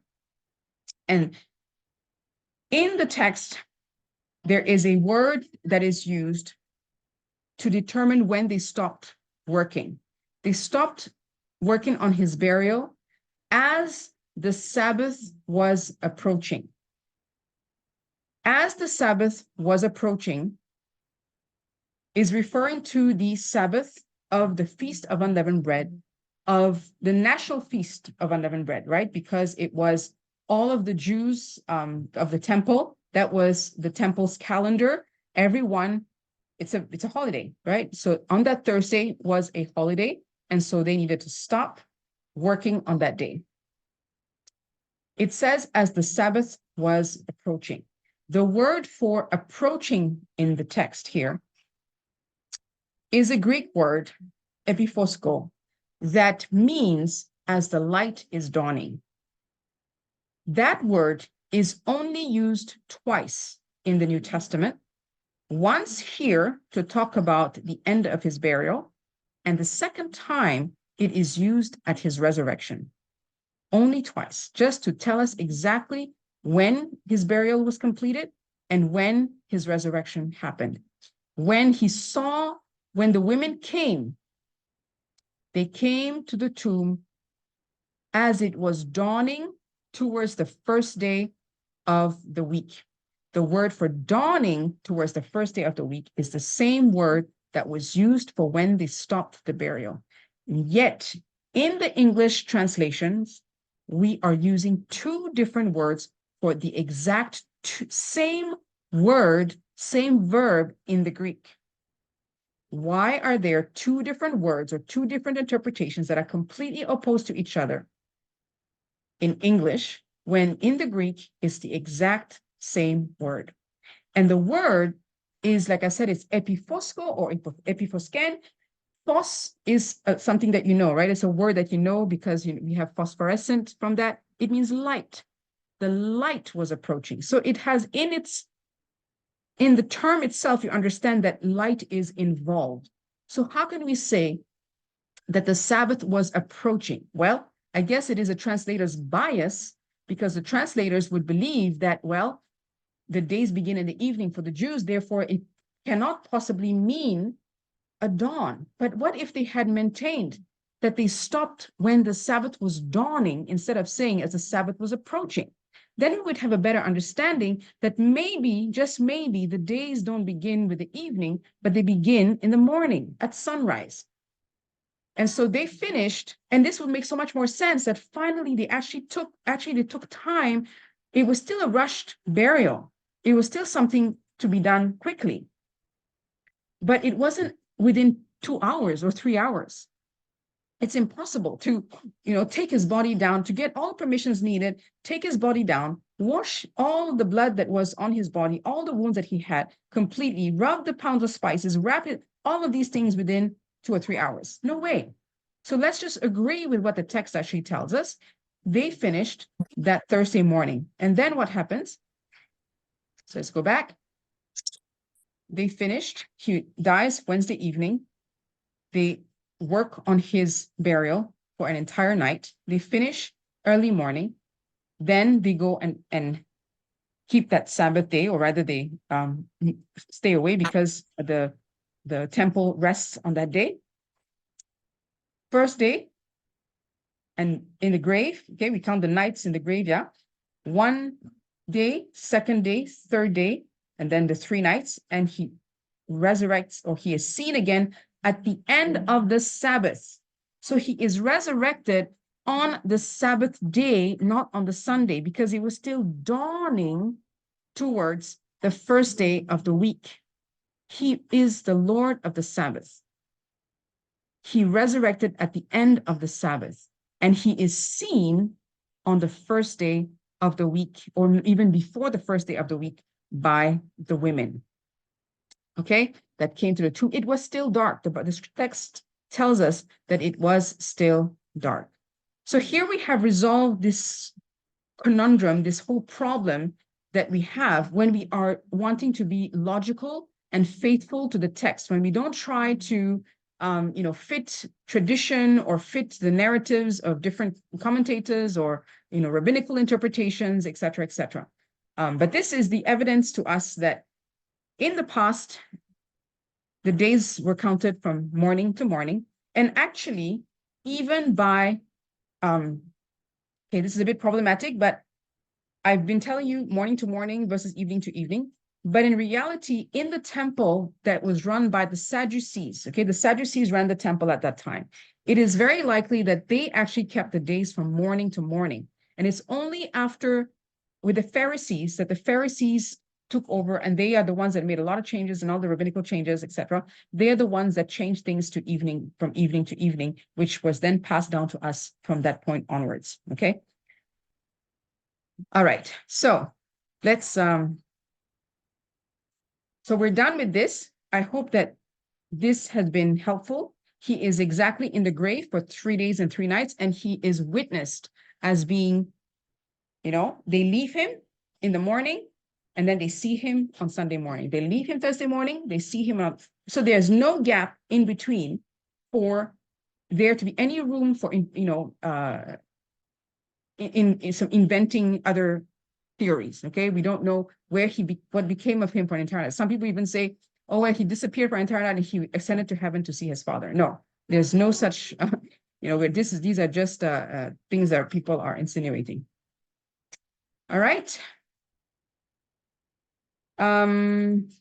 Okay, Pamela asked, how do you reconcile that with Genesis that says that there was night and then there was morning the first day? So I explained that at the beginning, actually. So if you had missed the beginning, you can go back and listen to the recording. But for the sake of just everyone here, it's actually a very simple reading of the text, which is that in the beginning, he created the light. So there was darkness first, and then there was light that was created, and that was the first work of creation. Every work of creation happens during the daytime.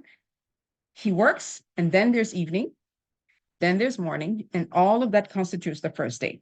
Then he works again. He separates the waters above from the waters below.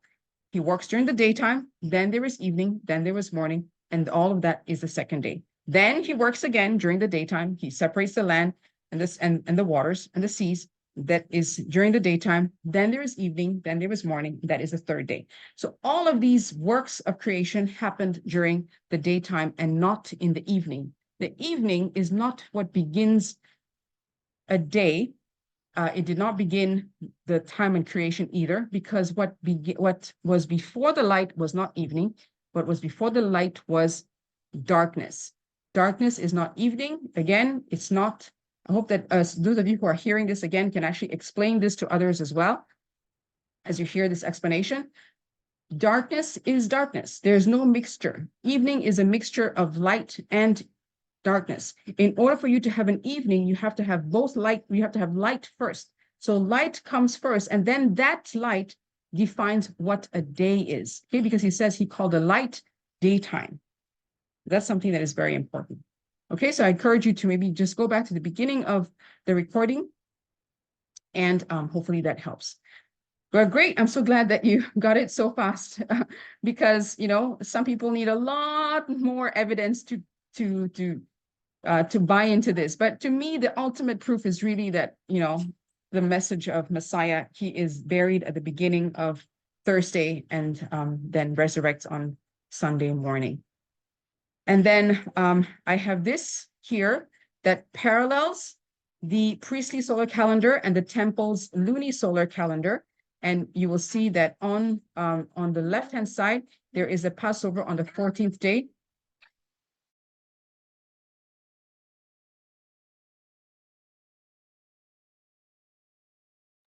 I'm so sorry. There's a lot of noise here. Okay, so on the 14th day of the month is the Tuesday. So you have day 3 here, Tuesday. This is how you read it. This is the 13th of the month on the lunisolar calendar. And then you have the 15th day of unleavened bread, which is a 4th day of the week, Wednesday. That is when he is crucified, and that corresponds to the 14th day of the month for the Jews. Then he is day 1 in the tomb, day 2 in the tomb, day 3 in the tomb, and then you have the day 1, night 1, day 2, night 2, day 3, night 3. So this is, you have it visually if you need something that is clearer to see in a different interpretation of what the slide that we just saw earlier. Okay, so this, you can go through this in details when you get the calendar. I'll be very happy when you have it in your hands. Okay, pause real quick. Let me just go back to the questions again. How can I rewatch the Zoom? I will post this. I think I'll actually post this one on YouTube so you can see it. Okay. Because this one is something that I wish to have it be more easily available for everyone. Okay. Cool. So the next thing is to understand the gospel of the kingdom. Because the gospel of the kingdom is the most important message that is actually preached throughout the scriptures, which Messiah came to teach. And that's why the keeping of the feasts are so important. And I could say that in the keeping of the feasts, what is very important, because some people think, well, all I need to do is to understand what they're about. If I understand what they're about, I have no need to keep the feast. What do I need to keep the feast for if I understand their meanings? I would say that in doing the feast, you come to conflict with where some problems lie. That's where we came to the understanding of this entire solution that the Zadok calendar brings, because we had a problem in the keeping of the feast to understand how it actually works. In essence, he doesn't just give his secrets to anybody. If you're just going to make it an intellectual exercise, you may not get the gist or the depth of what he wants to teach you. But it's in the practically doing his celebrations and wrestling with the word, wrestling with everything that he presents to us. That's when he shows you, you see, wait a minute, there's something wrong here, solve it. Find the problem and find a solution. There's a problem and find a solution.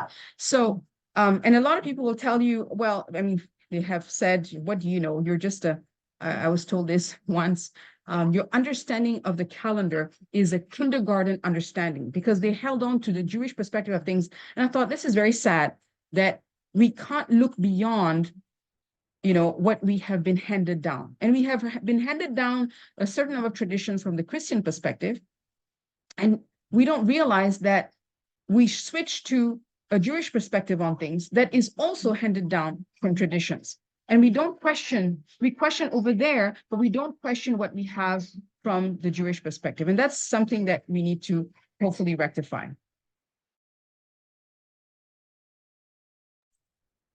Okay, so one thing that is quite important is to keep the feasts and keep them, of course, at the right time. You want to do the right thing, and to understand what the feasts are about. So I know that some of you are already familiar with some of these feasts, but I'm just going to go through them real quick, and you can go through them when you get the calendar and read through each one. Of course, the Sabbath is a sign between Yahweh and his people. It's like sort of like a wedding ring between a husband and a wife. So it's something that demonstrates that we belong to him. It's not something that we can just simply choose and say, well, it's not for me, or it's for others to do. It's for certain people, but not for us. I can pick a Sabbath whenever I want. No, it's the day that he has appointed, and he said it has never changed. It has always been on the seventh day of the week, which has always been on the Saturday for us. The Passover, it points to the day that Yahweh visits the wicked of the nations to pour out his wrath upon them. Those who have figuratively placed the blood of the lamb on their doorposts will be feasting behind closed doors at the marriage supper of the Lamb. He says in Jeremiah 31, verse 8, this points out to us a problem in translation, because you don't have it in your normal translations of the Bible, if they are based on what's called the Pharisaic Masoretic text. Okay, so what we have handed down to us is a text that was tampered with by the Pharisees. But if you go back and look at the Greek translation of the Old Testament, which is called the Septuagint or the LXX, this is what it says. It says, I will gather them from the end of the earth to the feast of the Passover. So if you think about it, it's a wonderful thing. He is going to gather us back for the feast of the Passover. Isn't that an amazing promise? Isn't that a strong reason to keep the Passover together with him as a rehearsal from now onwards? Okay. The Feast of Unleavened Bread, I find it incredible that Messiah dies on the Feast of Unleavened Bread on the Zadok calendar. That is the day that the leaven is removed from every single home. His body is removed on that day. the body that causes sin for us is removed on that day. And it points to the future resurrection. Okay, we will receive a glorious body one day. We're expecting that body that comes from him, that is an unleavened body. Our earthly body is going to be removed, and he symbolizes that by his death on the Feast of Unleavened Bread. But I will give you a little gift, which is that in the book of Jubilees, it also tells us that the day that Abraham went up to the mountain to offer Isaac, that day that they were up on that mountain and he was, about to offer his son, was the 15th day of the first month, which is the Feast of Unleavened Bread. So you think of the parallels between Isaac and Yahusha are just fantastic, just amazing. And these are just, some, I saw earlier about a comment on when Messiah was born.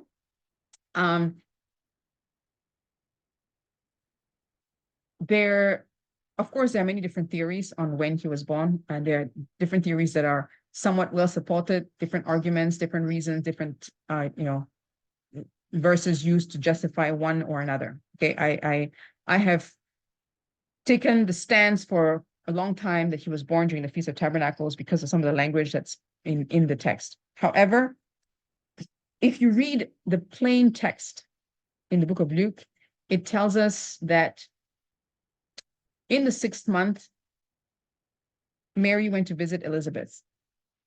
And in a different instance, it also tells us that Elizabeth was in her 6th month when she saw Mary.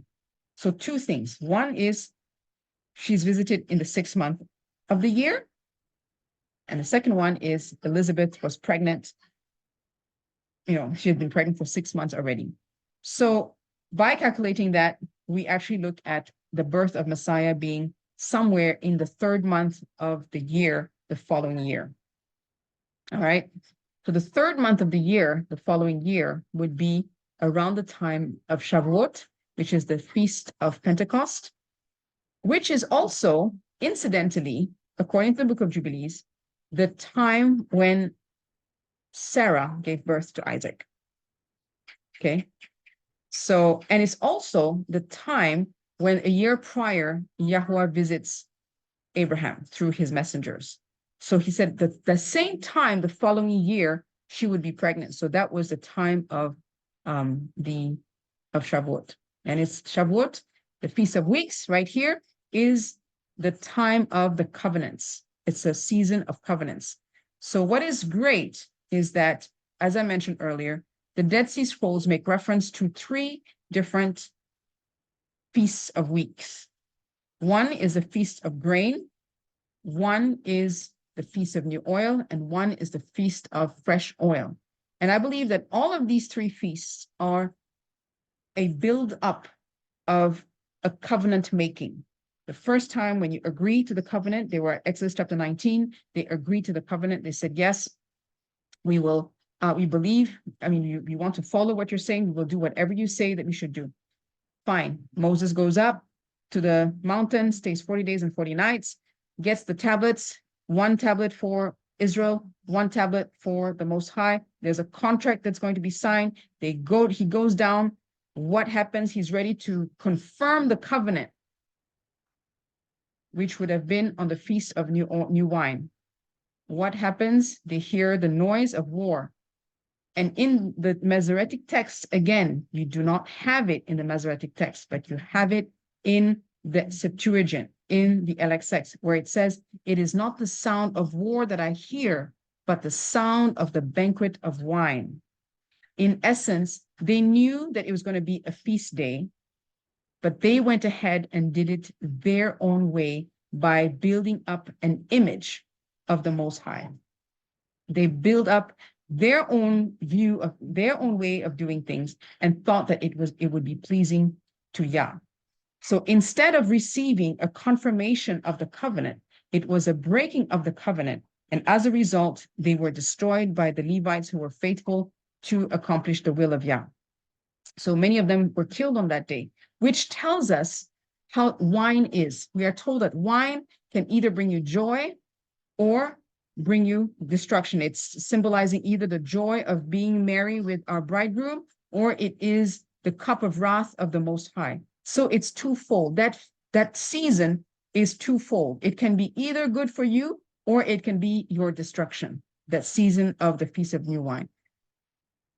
But then what was supposed to happen if they had confirmed the covenant? Then Moses could have gone back to Yahweh and said, okay, we have now confirmed the covenant. It is time for consummation, right? The oil. Consummation is husband and wife come together, right? The word for oil in the Hebrew is shemen, which is, I guess, where we get semen from as well, to make it a very graphic parallel. But the idea of consummation is the idea also of the oil that, the oil of unity, right? In the Psalm 133, talks about the oil that flows down from the beard of Aaron, that unity amongst the brethren is supposed to be what brings the two parties together. And we see the symbol of oil, to me, this is how I see it, in how Moses came down from the mountain and his face was shining, right? Because oil is made for man's face to shine. And so I see as he was basically one that had confirmed the covenant with Yahuwah. He was able to have that confirmation, except that did not happen for the rest of Israel. Anyway, these feasts are contained in the Dead Sea Scrolls and in the book of Jubilees. And it is interesting that we see them in the book of Nehemiah as well. When he restores the different celebrations, he says, we have brought the grain, the wine, and the oil into the temple as was commanded. So there are some things maybe that are missing in our Tanakh, in some of our texts, maybe for the reason that, some people wanted these to be changed. All right. Then there's the day of blowing, which is the day of trumpets. That's also the day that symbolizes our resurrection. The Day of Atonement talks about the completion of our covering, because atonement is actually, it should be translated as covering, because that's what the word kippur means in the Hebrew. So it's a day of covering where the sins of the nation was covered. But we are covered in the Messiah, in his body. So we remember through this Day of Atonement that we are covered in him. Feast of Tabernacles points to when we will dwell forever with Yahweh, when we will be with him in his presence, right? So we are now in temporary dwellings in this body, but one day we will be resurrected into a final glorious body together with Yah. And then on the last great day, it's called the 8th day. It's a day to linger a little longer in the presence of Yah. So we know that in Zechariah chapter 14, all the nations are called to worship together in the presence of Yah, but they will then be sent back, and those of us who are closest to him will remain together with him. So this is a very, very quick overview of this Gospel of the Kingdom in these 2 slides. I encourage you to look deeper into them when you get the calendar, but also dig further by looking at the different texts that are available in here, okay? Okay. All right. I think I'm going to stop here. Let's see. Yep. I think I'm done. There is, of course, a lot more that we can discuss, but I hope that this at least helps you to read through the calendar on your own when you have time. Thank you for sticking out all the way. Wow, it's 11:20. I didn't even see the time. Y'all have just been troopers here. Thank you for sticking around. May I take some questions? I mean, I think I'll stop here. I'll stop the recording.